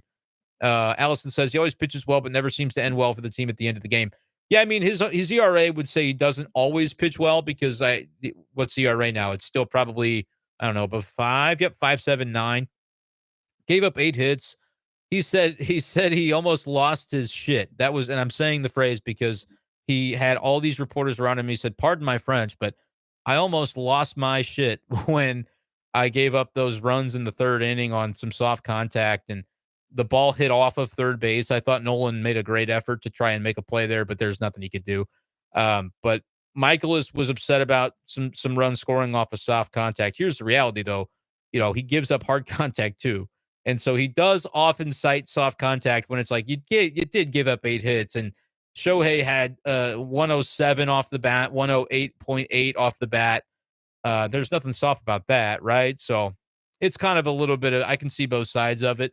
But he is a pitch to contact guy, and so is it too much of a surprise? Like, he had 5 Ks tonight, but I wouldn't describe Miles as a strikeout pitcher. And like when he was pitching over in Japan, right, he made his hay. Able to recognize how to pitch to soft contact effectively. So like when you end up in a situation where you're giving up runs because of what you perceive to be soft contact, you're disappointed. I get it. But he also, I mean, he gave up some hard contact tonight too. 8 total hits, but he pitched fine. It's not the reason the Cardinals lost the game. It is what it is. Ryan says he missed the presser. Doesn't really care what he said. Team needs the Memphis train moving tomorrow and not in media speech at this point. I think they just need wins, however they can come by them. And that's what's crazy. Like, guys, if Gio goes 1, 2, 3 in the ninth, we are talking about a Cardinals team that was resilient, that maybe just had its flashpoint moment that I had asked the manager about last night. And to me, it would have been a Dylan Carlson home run from the left freaking side against Shohei Ohtani. That would have been the flashpoint, the season-defining moment, the one that could change it all for the better. His first home run of the year, I had to double check. I'm like, he hasn't hit a home run? Dylan, my guy. But at the same time, he hasn't played. Hashtag everyday Dylan. Let him play. Righty, lefty, don't care. Get him in there. Give the guy some confidence. Find somebody that can carry you. Maybe it can be him. But yeah, I get what you're saying, that you don't need a media speech. They just need to win. They need to find wins any way they can. The homers given up are all meatballs. Not his fault. Yeah, I think that's true of Michaelis. It's true of Gallegos as well. Love that you're all here. Subscribe to the channel if you could. Give me a like. We're so close to 70. I know we're at a nice number right now, but I want to keep it. I want to keep it rolling. I don't think we could get to 100, but that would be pretty sick if we did, because that's never happened. Bird Calls says bring Liberatore up, Woodford down, Matz to the pin, DFA Mater, bring up Yepes. Kind of a lot of the things we've been saying, right, the last week. I don't fundamentally disagree with any of that. Woodford could go to the bullpen, though. I think that might be fine. but it'll be a numbers game. Like Palante should come back soon too, so I don't really know what the move for that is. I misspoke over the last few days when I said, hey, the moves I would make ahead of this homestand, get Palante back was one of them. I don't think he was eligible. The 15 days wasn't up yet, and it's coming up now. And so I think that's something that we may see soon. We'll have to wait and see. But I was wrong when I said, hey, they should have brought Palante up. That wasn't allowable unless there's an injury. The pitchers that are sent out gotta wait 15 days before they're able to return. So that was part of that as well. Labor says offense having to score 6 or more almost every game is not good. Yeah, I agree. It takes all, right? It takes a pitching staff that can get the job done for you in addition to the offense. And the problem for the Cardinals, among many, has been that right now those things are not colliding in a very fortuitous way on the same night. If they get the good pitching, they're not getting the good hitting, and oftentimes vice versa. Tonight, they got a little bit of both. They did what they needed to do against Ohtani. The starting pitching did what it needed to do to keep him in it. They got the lead from a clutch swing by Dylan. They had a good bullpen thing going until the end. But then by the time you lose it in the ninth, you go, well, crap. What happened in innings 6, 7, and 8 that we weren't able to mount a rally offensively? That's where it gets a little bit tricky because the Cardinals could have done more, but it kind of went unnoticed because they were leading 4-3 the entire time. You weren't really thinking about it. Blaming the manager is a tired argument, but then Jamaricus says, fire Brenden Schaeffer. I agree. That guy, Brenden Schaeffer, with an A-N in his first name, sucks. And actually, the last name he spelled wrong, too, but that's fine. His bullpen management was basically perfect. That's Joey. Be mad at Gio for throwing meatballs, not at Ollie for bringing in the statistically best bullpen pitcher this season. Correct. Jack says, Brendan, what does firing Ollie do? How many front offices get to fire 3 managers in 12 years and keep their jobs? Yup. Like, I agree with that. The distinct thing, though, with Mozeliak that's kind of unique, and, people may not love to hear this. He has a lot of equity built up in this organization. He will name the day that he's no longer in charge, or at least he'll have a hand in that as a collaborative effort. He doesn't get fired. I could be wrong about that, and I'll say I saw it wrong, guys. I had the wrong read on it. I'm sorry. I led you astray to believe that he couldn't be fired. But that is the way I view it because of the relationship with DeWitt. It's so strong that when he leaves, which that day will come within the next 3 years. Again, like this is I'm not going to say it's fact, but it's public knowledge that in 2025 his contract ends. If you watch the press conference from Jupiter when he signed it, it didn't sound like a guy that was signing another one. And if he does, it's not to be the POBO. It's not the president of baseball operations anymore. It's going to be a different reduced role. So that change is coming anyway. And so that's what gets really tricky about this too. Does a season like this potentially expedite Mo's exodus from the current role? I can't say that it doesn't for sure. It very well may. And it could happen sooner than later. It could happen mid-season. I don't think that happens, but like there does have to come a point where they make some different decisions, but he's part of that process of deciding, hey, I am recognizing that maybe it's time to usher in something different. Like if they become a non-playoff team and like they're eliminated or it's clear they're not going to make it, I could see a world where they make some changes to the structure of the front office and they do it maybe before they anticipated needing to. But like I said, I don't think it's get the pitchfork out and fire Mo and DeWitt's going to lay the hammer down. Like I don't think that's coming. So if that's what you're hoping to see, I think you're going to be waiting a while. But I get the fact this, and like my co-host Andy on the Big Show on KTGR made this point when they made the move to fire Schilt. If it comes a point where they want to fire this next manager, that's the guy the front office handpicked. It's not Ollie Marmol's fault. It's John Mozeliak's fault if they get this wrong. And I get that sentiment. And what's so weird about it is I agree with the sentiment, but I also don't think they should fire the manager, even though they're 10-21. And people hear that and they go, my gosh, this guy, he's the biggest homer. But like, I don't know. I'm like Ricky Bobby. I don't know what to do with my hands. I can't articulate, and I'm trying. That's why we spend an hour and a half a night on this to articulate why I feel the way I feel. But it was kind of to Rob's question earlier, and I'm going to get to Rob's next comment. I haven't read it, but I see he's made one. I don't have the ABCs of here's what Ollie needs to improve upon as a manager. I don't have that at the tip of my fingertips where I go, this is the problem. Because I felt like Last year, pretty good manager. I felt like in the playoffs, even though they lost, pulled the right strings tactically. And I thought tonight he did the same thing. And that's why it's so difficult, because you want a pound of flesh and you are entitled to one, honestly. Now that we've broken through 69, can we get, now we're at 70? Can you keep liking the stream again? I think nobody wanted to break it and somebody did. So now can we just keep climbing to 80? Thank you. But that's what makes it difficult for me, because I don't know how to articulate the thing that you all want me to say, which is that Ollie needs to be fired and is bad, because I don't feel that way. And like, again, think, like, really try to break this down to its core parts. If tonight Gio goes 1-2-3, Ollie doesn't need to be fired because they won, right? And now maybe they turn it around and win a series tomorrow. Those are the margins. We've talked all year about thin margins, and the Cardinals have them. And there's no better example of that than tonight.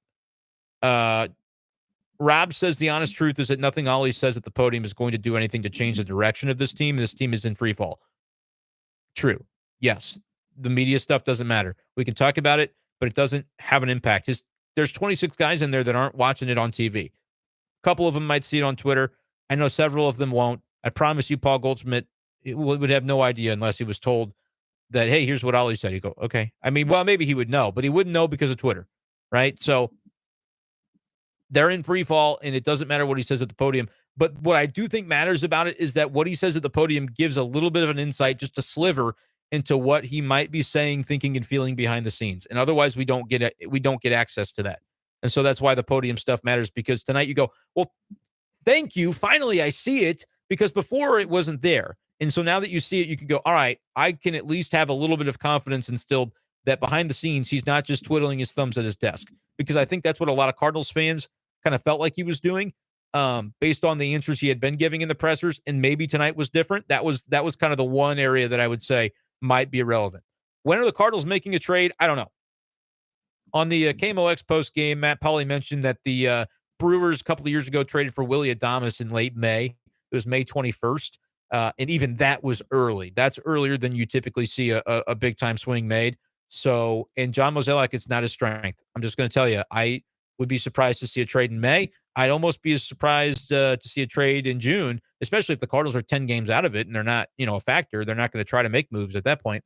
What do? John Mozeliak has never been the guy to make moves out of desperation. They make moves when they absolutely have to, but it's usually because they're on the brink of being able to be competitive. Right now, they aren't looking that way. And so are you going to add to this team? No, they have to win games to get into that spot. Laborer says he should have acknowledged their frustration and agreed with it. He did. I don't think he disagreed with the fans. He literally said the accountability is something we welcome. That's why he literally said, Laborer, that's why we get up in the morning, is to try to win for this city and for this fan base. And it drives me. Well, go listen again, man, if you don't think he agreed with the fans' right to be frustrated, because he did. That's the thing. That's what I feel like I'm taking crazy pills, that people aren't hearing what's actually being said.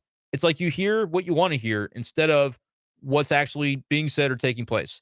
I'm not trying to single any one of y'all out, but I feel like that is a very common experience among sports fans in general, that it's like you're saying, here's what I want to hear. That's what he said. That's what he said. So I get a little bit frustrated. Joey says, Ollie leaves in Helsley, 3 blown saves already in the 9th, and he blows it, and fans are going to say, why not Gio? He's our best guy. I'm glad that Joey can see the light, because that is indeed what would have happened. Spencer says, what's up, Spencer? My favorite part before Gio gave up the homer to Trout, the announcer said Gallegos is a great slider, but don't think he should throw it to Trout.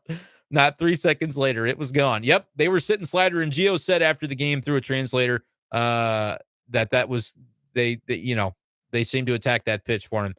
He said they know I have a good one, and so they're sitting on it, but he didn't throw it good tonight. Clearly, the definition of insanity is continuing to do the same thing day after day and expecting different results. Team needs change in some shape or form.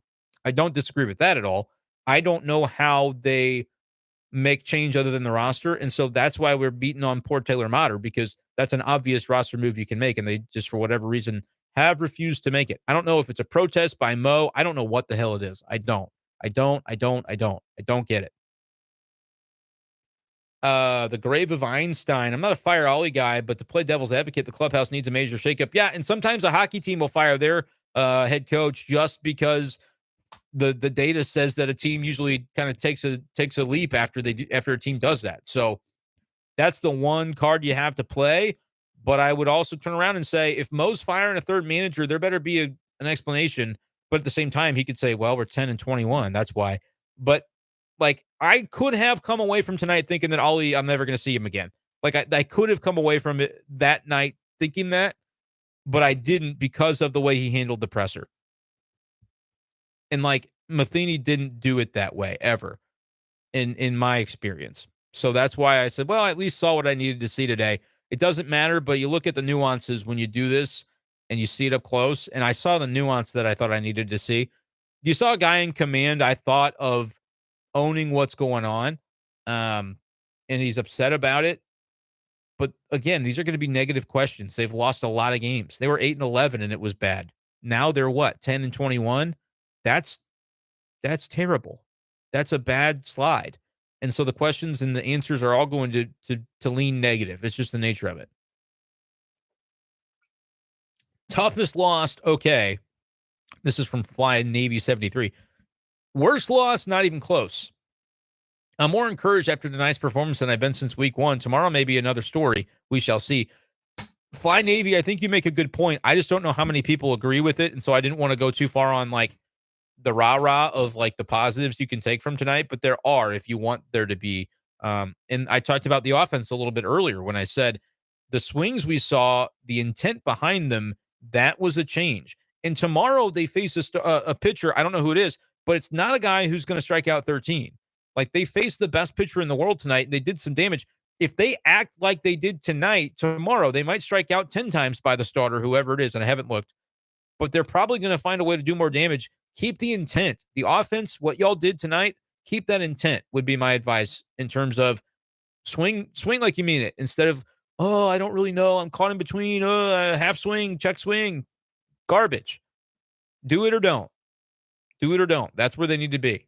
And it's hard to do when you're caught in between, but tonight I feel like they just said, hey, we're going to strike out some, but we're going to hit some bombs too, and they found a way as a team to do it. Jacob is firmly on the fire Ollie train, but doesn't blame his moves tonight. It's more that they find a new way to lose every night. Yep, that's fair. I get that. I get the sentiment there.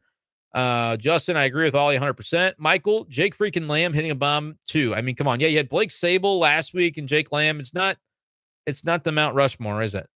Mike Trout, though, he's pretty good. Ryan, the more I think about it, the more I realize too much is made of the pressers. And I keep saying that. Don't accuse me of being the guy because I'm saying we shouldn't be looking into it as much as we do. But because I'm at them, I feel like it's something that I am going to naturally talk about because I'll be able to give some insight that people may not otherwise get to hear. But I agree with you, Ryan. It doesn't matter as much as what they do on the field and in the clubhouse. We just don't get to see that. Connor wants people to stop saying fire the manager every time a team does poorly. I agree. There are times where it's warranted, and then there are times where I don't think it's warranted. If they lose the next 10 games, he's not going to still be the manager, though. Like, you can't lose. You can't go to 10-30 and go, well, there's no problem here. Like, they'll have to do something. I hope it doesn't come to that because I think he's a good manager. But the results in this business do matter. Jack says every decision isn't every decision data driven. So shouldn't we be placing the blame on Mo Gersh and the ownership? What decisions does Ollie even make? I agree, fire him, but not for the same reasons. Well, you can't just say agree, fire him. What are your reasons then? Yes, they're data driven. Organizational philosophy, I think they're all on the same page about that from between Mo and Ollie and the pitching coach and the hitting coach. But at the same time, like he's still pulling the strings on when to bring in a reliever, when to do this, when to pinch hit. And sometimes he goes with his, I hate to say goes with his gut, because a lot of times his gut is going to be instinctually the thing that they think the data would back up. But if you say he doesn't make any decisions, but you still fire him, that's weird to me. What do you mean by that? I should have worn the CD Lamb jersey tonight. Lamb started the 9th inning collapse. Yeah, Jake Lamb did. Good point. Chip Carey said it's sold out, but they panned to empty seats. It was pretty full tonight, though. Like, it was much more full than it usually is on a Wednesday. I'll tell you that. A Wednesday in May. Jacob asks a good question. Do you think the front office takes the fan base for granted? It's like they think we're a bunch of idiots. But all offseason, we asked for a starting pitcher, a veteran reliever, and a veteran outfielder. Who was right? Yeah, I get that. I don't know if they take it for granted. Um, I think I don't know if they always love the pressure that the fans apply, but that doesn't mean y'all should keep doing it. Because your job is to make their jobs easy. Your job is to demand excellence, and you guys do that. Um, but a veteran outfielder doesn't help this situation to me. A veteran outfielder adds to a crowded room. It's already crowded. A difference making outfielder that plants in one of those three spots every day would have been fine. That guy didn't exist to me on the free agent market. And I don't know how they were going to trade for that guy either. Starting pitching, you could have signed him. The more I think of it, everybody that you would have signed, like if you would have spent big money, is hurt right now. So that's neither here nor there, but just a point that I thought was interesting. And veteran relief, I don't think this team needs. I think they've got the bullpen that they needed, and it's moronic to spend money on relief pitching. It's super dumb. Never do it. Is almost my take on that. Unless you're identifying a guy on like a 2-year, $5 million total contract that's a buy low and doing what the Rays do with guys that they bring in and then they're studs. Like to identify, but don't pay sticker price for a reliever just because you feel like you have a need there. That's dumb.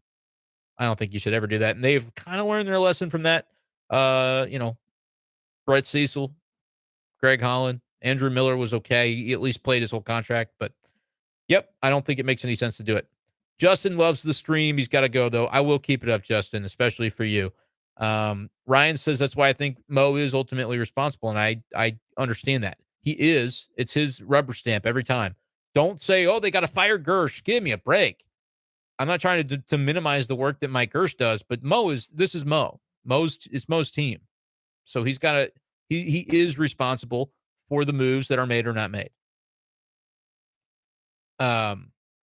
Michael says he should be, but does he even have a leash? Feels like he doesn't. You're right. He doesn't. He doesn't. The leash is he'll want to retire soon. That's what the leash will be. Speculative on my end, but that's what I think is going to happen. Love Gersh's comments though. Yeah. I mean, Gersh is part of the front office. It takes a team to do what they do and to try and identify and do everything that it takes to run a baseball team. But it's not like at the end of the day, yeah, Mo is the guy that when you think of the roster and who put it together, that's the figurehead of the organization from a baseball ops perspective. So that's who you look at. Ryan says that all he needs less arrogance. He's a young guy. Arrogance in the clubhouse won't succeed. Young manager ripping players in the media doesn't work until you have a better resume. I think people make too much of the ripping Tyler O'Neill in the media thing. I do think you can look back on that and say it was misplaced because, again, in that moment, it was all kind of weird to us that he was doing it because it's like, I didn't think it was that glaring. Like, it was weird. Tyler should have that shouldn't have happened when it happened. But it was like, I watched the play back and was thinking, I don't know where he's dogging it. I just think he's going slow and it's just like it didn't look right. But I've seen other times where he's dogged it more than that, obviously, and those weren't the times that it turned into an S storm for a week. So that's a little bit strange to me. But the arrogance thing, people say he comes off that way. I have a touchy time with that word just because I think it can be a matter of perception. I think the intent behind what he says and how he says it is effective, and I kind of appreciate the candor. But I get it. People are going to take it how they're going to take it. Christy and Tony says, I appreciate the fire tonight, but there are fans much older than him. That includes me. We have more frustration than he does, and that needs to be understood. I don't know if you have more frustration because, again, he's worked in the organization for 17 years. Like, it's his job. So you don't necessarily have more frustration than him. He lives it, and he's got to wear the weight of the decisions that you guys are going to say he either screwed up or did bad or whatever. So fans are too defensive. You think Ollie's too defensive? I think fans are too defensive is maybe what I'm coming to, because you're going to nitpick everything he says, which is fine. But when he makes a comment that you don't like, now I am turned against him. And so I am going to look for every opportunity to say I hate the guy. If they win 20 in a row, don't you love him then? Like, I think it's very, kind of blow with the wind the way fans are going to feel about a manager. And that's not exclusive to Cardinals fans. But I get what you're saying there, Christy. Because he's a younger manager, it's going to come off a certain way. Like you haven't put in the level of, time on this earth that I have to know what I feel about this.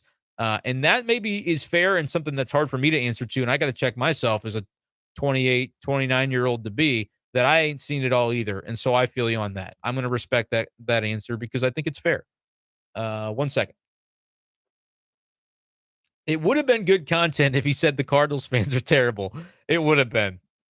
I would have had a lot of fun with that, and he probably would have gotten fired a little sooner if that was the commentary. Rob says 3 outs to go. The closer, your guy, is carving up the Angels on 10 pitches, and you decide in that moment Helsley's no longer the closer. We're going with Gio's numbers. No, I really think the up downs is really what made this what it is, Rob. Um, like I said, Helsley's done it before. They've been very careful with him, and I think if you think about it, would have been the third time up down. Talking about starting an inning, sitting, coming back for another inning, sitting on the bench, doing it a third time. If it gets to Trout and Ohtani in that ninth, it's going to happen at the moment when Helsley is at his weakest because he's 25 to 30 pitches into it at that point. But that's if it goes wrong. And you can turn around and say, I don't think it would have. And you might have been right. We'll never get to know. I don't like to deal in absolutes when it comes to these things. But I understand that when you look at what he had done, you can adjust your game plan to say he's so efficient right now. He's pumping strikes. Be ready with somebody, but I think maybe they're reluctant to want to do it that way. Like reluctant to want to have Gio waiting in the wings because if you get to that part, now if you get to Ohtani, like, are you going to throw a lefty against Ohtani? Or are you going to throw Cabrera? Or are you going to bring in Gio, a righty, to face Ohtani? Because that would have been the spot that it would have gotten to if anybody gets on in that ninth against Helsley, theoretically. So, like, I think it's just a matter of the game plan is what it was. And had Helsley thrown 15 pitches over the 4 outs that he got, or what was it, 5 outs that he got? I think he got 1 out in the 7th, but I might just be off on that. It doesn't really matter. If he would have thrown 15 pitches instead of 10, I think it's a different conversation. But because he was so damn economical and efficient that it becomes kind of a rallying cry. But I get it. I really do. And I think I was uncomfortable with it in the press box as I'm looking at it and going, yeah, I know that this is going to be a topic after it failed, I'm saying, not before it failed. I'm like, yeah, with how economical he was, I know it's going to be a topic, but I don't know. I don't have the right answer. Like, it's easy to say, no matter what happens, if the Cardinals lose, I'm mad at the manager. That's an easy place to be as a fan. And you win every time. You never lose because you never have to answer to anything. But, like, if you really want to sit back and try to sit in it and go, wow, that's tough. Put yourself in those shoes and go, man, that's tough. You might have made the Helsley decision. A lot of people might have done it that way. The manager also gets to kind of feel the day-to-day, the personality of a guy. And Helsley's been a guy that obviously, they've wanted to see more out of in terms of being able to pitch and be available more often, but they also respect that they need to have him healthy. And so that was a whole storyline last year of they were pretty careful with him. Maybe they swayed too much in the wrong direction of trying to keep him healthy and fresh. But like then come to realize the reason they did it all year was so that they could have him in October. And then he hurt his frickin' finger. And that's why they lose the season. Like that was a fluky thing that happened. And people still don't understand how fluky that was. But like the game plan a lot of times had worked out. And then you get carved up by a fluke. In this case, I could see it going either way. And I don't think people who, if you were in the moment going, why is Gio out there? Helsley looked great and they need this win. I can get that. And if he had it to do over again, I would hope he'd make a different decision because he knows how this one panned out. But you don't get that luxury, right? In retrospect, you can always say, well, this could have happened, but it's hard to do before the screw up takes place. Like it didn't feel like a game that was about to get out of hand from Gio. He'd been great. It felt like it was going to just be fine. I think he even got that first out before the homer. It's just like, I could be wrong about that part too, but it doesn't matter. I get what you're saying. That's the flashpoint of the game. It's where the game is lost, obviously. I didn't see Gio being that bad tonight. I mean, Neither did Ollie. Obviously, I hear you though. How are the players showing that they're frustrated? They don't show an ounce of grit or heart. Gio didn't show anything tonight. I don't know what to make of that one, Jack. Like they're showing the passion when something goes well, like Wilson on second base trying to claw their way back into the game, basically seething and foaming at the mouth. Isn't that enough to show you that, it matters? Do you want them to get pissed off and punch a wall and break their hand and be on the IL? Like, what do you want? I think sometimes you just want the pound of flesh. You want the reaction that makes a show. Miles said, I could go and break some furniture and flip over a table between innings. I could do that, but it's not going to do me any good on the mound. Like they're focused on trying to make the next play is I think what it boils down to. And then they get in the clubhouse and we don't see what that initial frustration looks like because we're not in there. So it's I think it's valuable to think about and acknowledge the things that we don't get to see up close. And just don't assume that they don't happen. So and again, I feel like the words that we saw from Ollie tonight, he's seething and foaming at the mouth as well. And you guys say it's because he's arrogant. I say it's because he's doing the exact thing that y'all would describe as wanting to see some fight, some anger about the way things are going. It's fair to have the opinion, but I don't think that this is a team not showing heart, man. I think it's a team that's losing, and so you don't like anything they're doing because they're not winning. Gio, as far as not showing anything, I think he looked shell-shocked because everybody that saw it was, unless you're an Angels fan. Then you were pretty cool about it. Greg, I would settle for anything that resembles some kind of a move to demonstrate they want to win. Yeah, and I think that's what Mo should be doing. Constant churn. You got to make moves. I would start with the bench and get the guy that doesn't play off of it and put a bat out there that could be useful to the manager. That would be the first thing I would do. Trevor says that Gio has been nails. Check his numbers. His numbers have been great, but Rob would argue he's not the closer. But the closer doesn't always pitch the ninth. You know this at this point. Modern baseball. The closer pitched in the seventh. Now, again, he only needed 10 pitches to get through the eighth, and so that is a reason that you figure he could have thrown the ninth as well, which I understand. Chris bet on the Angels, so he got the happy outcome. But man, I would have paid that $20 to avoid tonight's outcome. Just crushing. Yeah, man, that's tough, but at least you won. Ollie just comes across as defensive about the wrong things. Fans want to hear that he's going to try something else. Stop doing the exact same thing that clearly isn't working. But if he admits that he's going to do something else, what is the something else? Because what he's not saying is, like when I say I'm Ollie Marmol and I say I'm going to stick to the process, we as a team are going to stick to our process. What he's not saying is we're going to do the same lineup every day. We're never going to make a pitching move. We're never going to move Mats from the rotation. By process, it's two different things that are getting caught up. They don't want to keep losing games. They don't want that to stay the same. Offensively, they're tweaking to try and do things better every day. So I think people get too caught up in the buzzword of we're going to do the same thing.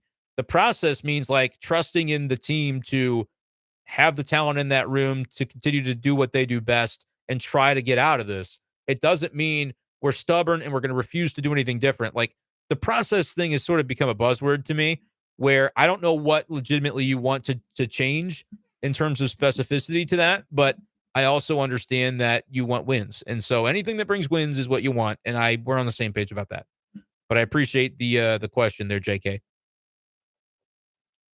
Not saying that I'm just kidding about appreciating the question. I do. That's just the name is JKHJK. So Christy says, Mats to the pen, Libator Sunday. That's what I would do, but it doesn't sound like they're doing it. Jack says, show some heart. There's 0 starts at the beginning of the season, for example. Oh, son of a whole new 100 comments just showed up. I thought I was at the end. A lot of people saying so Taguchi. I can't believe this. I thought I was at the end of the comments, and I'm not. Ollie says, I just have to go with what I've got right now. Ollie says they've been tested all year and will continue to be tested. Well, you flunked each test. Yeah. Rob says, not to mention the second inning with a runner on third, no outs, 3 straight Ks. Yep. I don't agree with the old timers that would say bunt in that spot, but I mean, put the ball in play, do something, hit a grounder, hit a fly ball somewhere. That was bad. To get Burleson to third they didn't get a hit in the inning, by the way, though. It was an error, right? And then 2 wild pitches. So it's not like they had earned anything. But if you were given that opportunity, You got to take advantage of it, Rob. I agree with that. Ollie, terrible call on O'Neill. I don't recall the call. Nico, how much longer do you believe Mo's job is secure? Even with the new extension, everything the Mo and DeWitts do is disgustingly detached from what needs to happen. His job is secured as long as he wants it to be.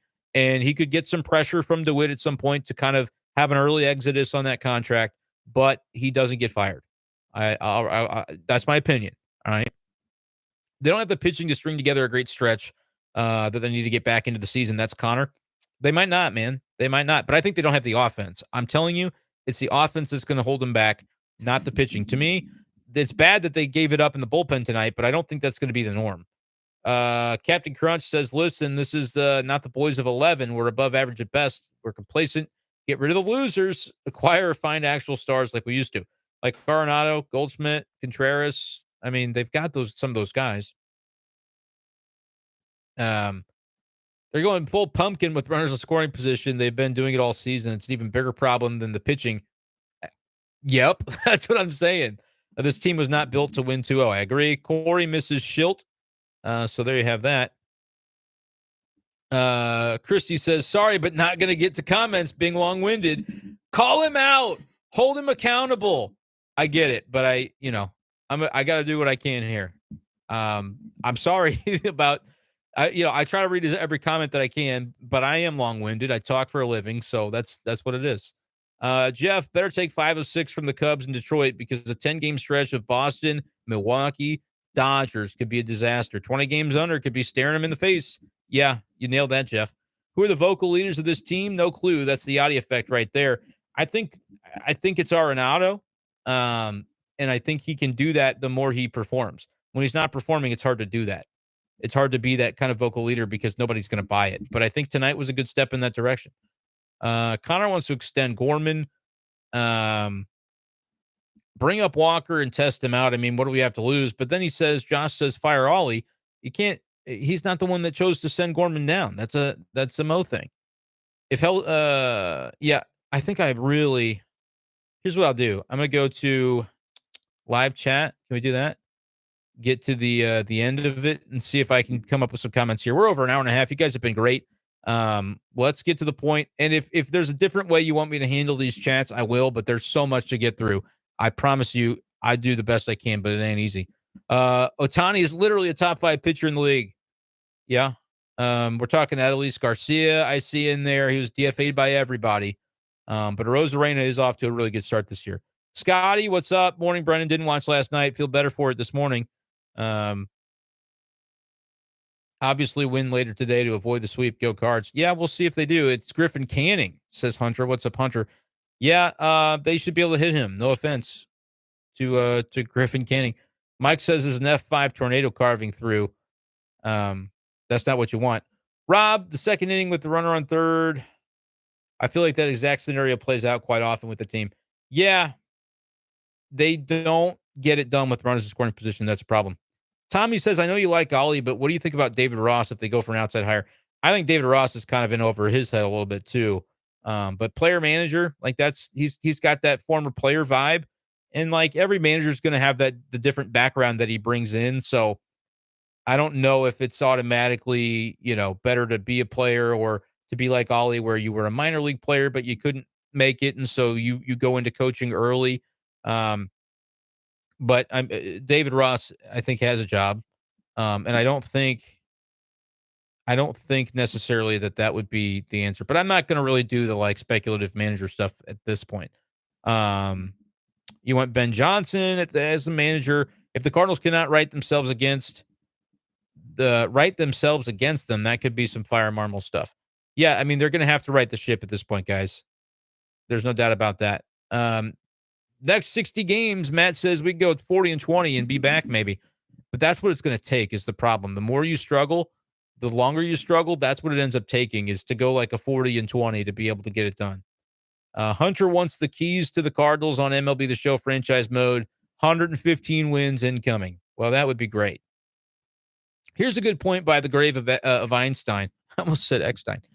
Big problem with the Cardinals starter is strikeouts. Liberatore has 15 more Ks than anyone else in AAA. Kind of maybe need him. I'm sure he'll get the call soon. Yeah, strikeouts in a world where the Cardinals can't shift defensively, you have to be able to strike guys out. That is so key, and it's something that they haven't done enough of lately. Guys, real talk, Cards have won a World Series 12.01 years since 1901. Every 12 years since 1901 from Ryan. Yeah.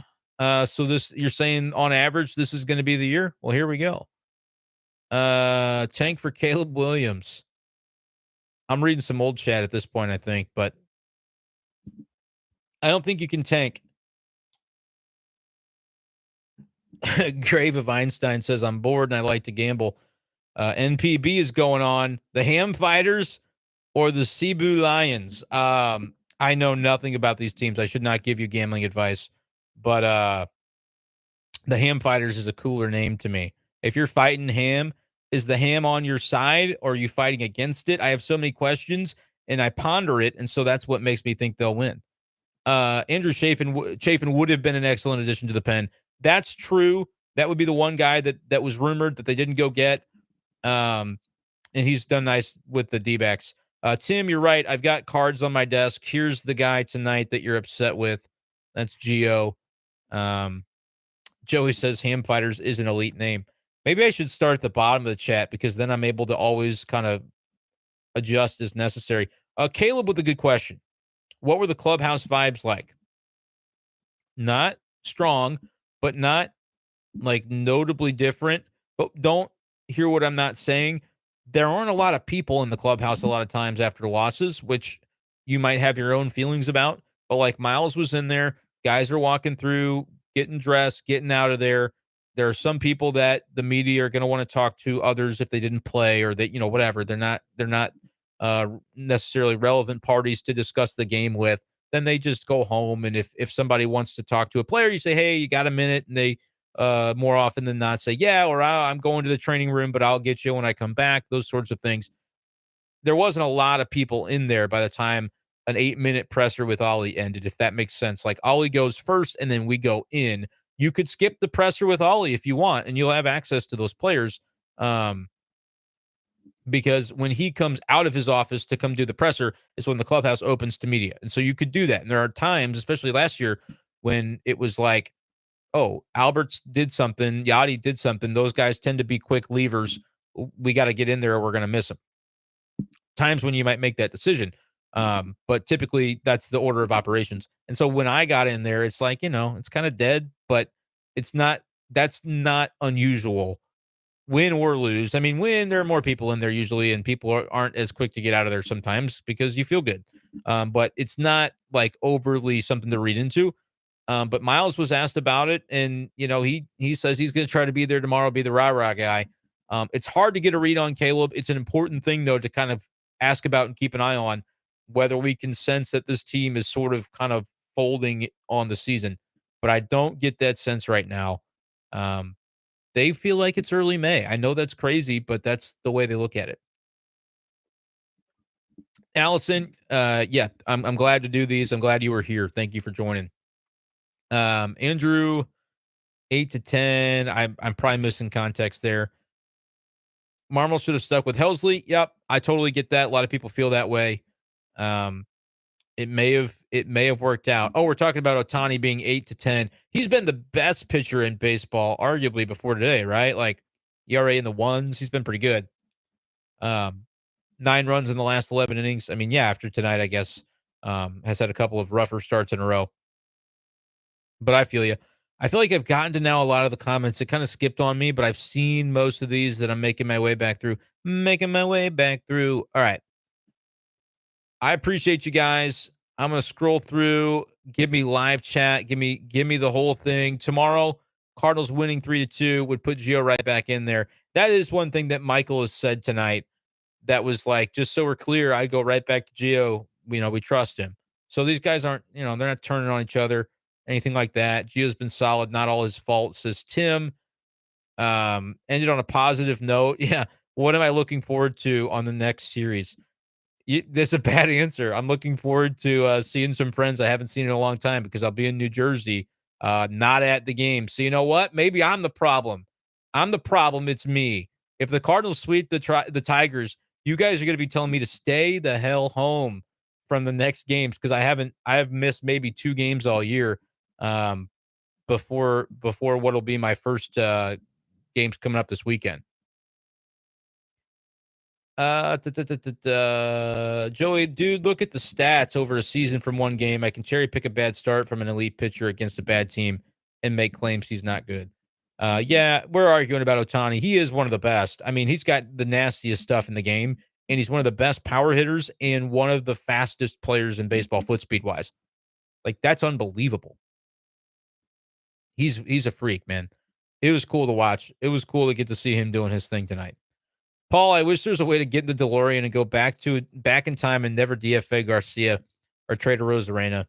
It's a no-brainer. I'm just saying. Yeah, they would use the DeLorean to not trade for Ozuna either. I mean, there would have been a lot of those. Jacob makes a good point that Adames was a very unique case that he wasn't the Brewers' version of a hitter in Tampa. Yeah, I mean, Tampa's not afraid to make moves. I love their front office. I think they do a great job. And they were not afraid to make that move to send Willy Adames. And I can't remember who Adames went for, but I felt like it was notable and that it kind of worked out fine for the Rays as well. I'm trying to look this up really quick. Luis Urias had been given the job. He wasn't producing, so that wasn't him. Where was it? Trevor Richards. Drew Rasmussen is still with the Rays. JP Fireeisen, that was another guy. Like Rasmussen, I think, is in their rotation now. So works out for both sides, honestly, in that case. And it was unique. It's unique to see a trade like that happen, but they had Luis Urias not performing, I think. So they really felt like they needed Adames. They needed a shortstop, and they made the move. And yeah, Joey, you're right. It was Rasmussen. If I could make only one roster move right now, what would it be? It would be to bring up Juan Yepez for Taylor Motter. Motter gets DFA'd again. He probably goes right to Memphis, doesn't get claimed. Or Luken Baker. I think there's a case to be made for Luken Baker. 11 homers, I believe, at Memphis. This is the best he's looked in his career. It may be lightning in a bottle. Why waste it at Memphis is my point. If this is the best he'll ever be, let's see him. Let's see if he can sock a few dingers, man. He's a limited sort of hitter. He, probably going to struggle with off-speed kind of stuff, breaking balls, but give him a whirl and see. That would be what I would do. Or Yepez makes more sense because he's already on the 40-man, but not that it matters because you would lose Motter off the 40-man if you made that move. So that's what I would do, and I would play Yepez too. And it's not to say that he wouldn't end up being great, but it's worth a try. So I'd make that move. Personally, I would move Matz to the bullpen. I'd announce it tomorrow, and I wouldn't start Liberatore. I would bring him up, and he would make that Matz start next whenever that is, Sunday. I would do that. They're not going to, so we'll see what happens. Joey says Baker on a tear. His issue is he can only DH and play first base, and Yepez could play the corner outfield. Doesn't matter. They have 4 outfielders. Like, don't get caught up in the defensive positioning. That's how you ended up with Taylor Motter, I think. It doesn't matter if he plays the field. He doesn't have to. He's a pinch hitter off the bench, and that has value. More so than flexibility that you don't like. If you never use it, does the flexibility matter? Like if the tree falls in the forest, like I don't think it actually matters. And yeah, we're on the same page there. And something about Adames couldn't see in Tropicana. I had not heard that, but that's funny. Need to buy a pack of 91 Topps Desert Storm cards, and yes, that is actually real. You're hoping to pull a George H.W., but Osama bin Laden rookie card would be hype. Is that real? I've seen the reason I actually even read the comment. I don't think you were trying to be insensitive or anything. I think that's actually a real thing. Like there's politics cards and different. Topps has had a wild couple few decades, I guess. So yeah, I don't mostly collect anything, and not just baseball. Actually, I can show you all some stuff. Give me a second here. I would love to have my cards be a little more organized. Here's a box of Optic football that I was so proud to get at Target, like during the pandemic when it was like really booming and they were limiting you to 2 boxes. And I would go to Target all the time and see if I could find any. And this was like, I think this was like I want to say Herbert, Joe Burrow rookie year. And so this was like $30 at Target when I bought it, or maybe even less. And it was like up to probably 150 on eBay at some point in time. I'll wait till Joe Burrow makes a Hall of Fame, and then I can sell that box, and people can hope to pull his card. I wish I would have gotten more though. I tried, um, but I've got some tops. I've got some. Let's see what I got here. We got some Gypsy Queen, and like this wouldn't be a thing that you would necessarily keep in wax, um, because like it's not like it's a super valuable necessarily set or anything. But I just like to have some wax stuff. I haven't bought anything in a long time. Some basketball here. This all just sits above my desk. This I overpaid for. This is a hobby box, and I definitely overpaid for. Um, but it still could be worth a little something. I need LaMelo Ball to be good though to make that end up mattering. Um, Initially, it looked like he was fighting back tears. This is on Ollie. Tommy says, Ollie cares too. Everyone gives an S. Sometimes I said shit. Sometimes I didn't. I try not to there's no kids here. It's 1 a.m. It's hard when the front office won't step in and help. Throw the man a life jacket. I kind of think there's some legitimacy to that. And Yonk says the team needs a sacrificial lamb to save the season. Philly did it last year. But can't Mater be that? Why does it have to be Ollie? Yeah, man. I hear you. Gio was really upset post game, very visible. No, he wanted that. Yeah, he's doing his interviews in Spanish, which I totally understand because you don't want to misconstrue something, especially when everybody's trying to be at your throat. So he used a translator, an interpreter, which I think is totally correct from Gio there. But yeah, I mean, he was upset. He didn't want to be the guy to blow the game, right? Like Gio's out there doing what he can too. So it's tricky, man. It's not a position anybody wanted to be in. Gorman can go to second. Donnie back to utility. I think Donovan's struggled enough. He doesn't need to be penciled in every day. I think they need Donovan to get back to himself in order to be the team they want to be. But I also can understand where you're coming from. That he doesn't need to play against lefties for sure. But they've moved him down. Like his at bats haven't looked as good, and so they're fighting through it. Jeremy, thanks for the accountability. It was Arcia, I guess, not Luis Urias. The reason I said Luis Urias, and maybe it was or it wasn't, but I just read that on whatever article I had pulled up there. What year was that? That was a couple of years ago. I mean, it might have been Urias though, because he was with them in 2020, but that might have been longer ago than that. Could have been 2021. I don't know. Doesn't matter. Um, They made the trade. We'll see if the Cardinals do. Tim's like, let's rip something right now. No, I can't do that. I like to have the wax, man. But I know it's not valuable. I know there's nothing like what is this set here? Um, Retail exclusive Flux Panini. I have no idea what's in there, but I was like, I don't know. I'll just buy it and it kind of looks cool, so I'll sit it on a shelf. My goal, I know this is like there's dust on this stuff. You can literally see it. That's embarrassing. I'm in my basement. My goal is to get a whole studio going where like the background, you'll see the sports cards. You'll see, I've been doing these a month and it's been great so far, but I'm going to learn and I'm going to do some things a little different. That'll be cool that hopefully people enjoy down the road. I would love to do some sports card stuff. Fantasy football, by the way, for anybody that cares and you maybe don't, that's going to be a thing that I'm doing in the fall too. I just haven't figured out if I need to do it on my own YouTube channel or if I just need to just kind of be like, hey, sometimes there's going to be some non-Cardinal stuff on this channel. Please don't hate me. We'll kind of cross that bridge when we come to it. Joey, I have too many baseball cards too, my man. Like they're everywhere. I got to organize them. But Joey's in on the fantasy stuff. Yeah, I'm going to start to maybe slowly introduce that to people just so they're not spooked when it happens. But the Cardinal stuff's not going away, so don't worry about that. All right, I think I'm going to call it here, guys. We're almost 2 hours into this. I'm going to read your comment, Jeremy, as well about Edmund. But you guys have been awesome. Please subscribe too if you haven't done so. A stack of Walker slabs. Yeah, I got a Bowman first, I think Chrome from Walker, but that's all. I was in a break in 2020 when all those guys were in the draft class. And so I think I got some Burleson and some Wynn. I do those Cardinals lineup tweets, but I haven't done them recently. I need to get back to that because I feel like that can be a unique thing that I do. But yeah, I've got some Walker, no autos or anything like that. All right, Jeremy, this will be the last question, then we'll bounce. 1 second, though. All right, I had to turn my volume down for that. Honest question: does Edman go at the deadline in order to clear space for Wynn, or does Wynn go to short and Edman back to second, where I believe he's elite fielder instead of just great at shortstop? I think you need to know what the offensive performance of certain guys are at the time to make that choice. You don't need to trade anybody. Injuries can happen. There can be a lot of ways, but we've seen with the outfield how having too many guys for the spots can also be a struggle. Tim mentions that Wynn is not hitting it all, so that's part of it too. Like if he's not performing, you don't have to make that decision yet. It is Winn though, Mason Wynn. There's a Y in the first name, no Y in the last name. Just a public service announcement.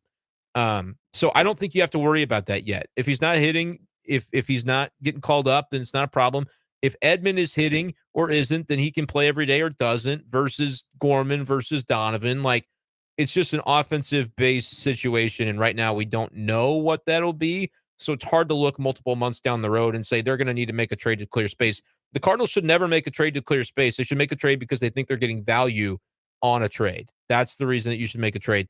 Unfortunately, they didn't find the value they were looking for this offseason in the deals that they made or didn't make.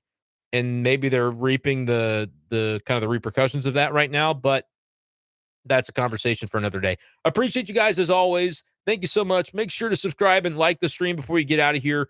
We'll be having more of these coming up, so stick with me on Spotify and YouTube as well. Subscribe to the channel. You won't miss a thing. Thank you guys so much, and we'll talk to you next time on Be Safe Daily Live. We got to 80. Peace.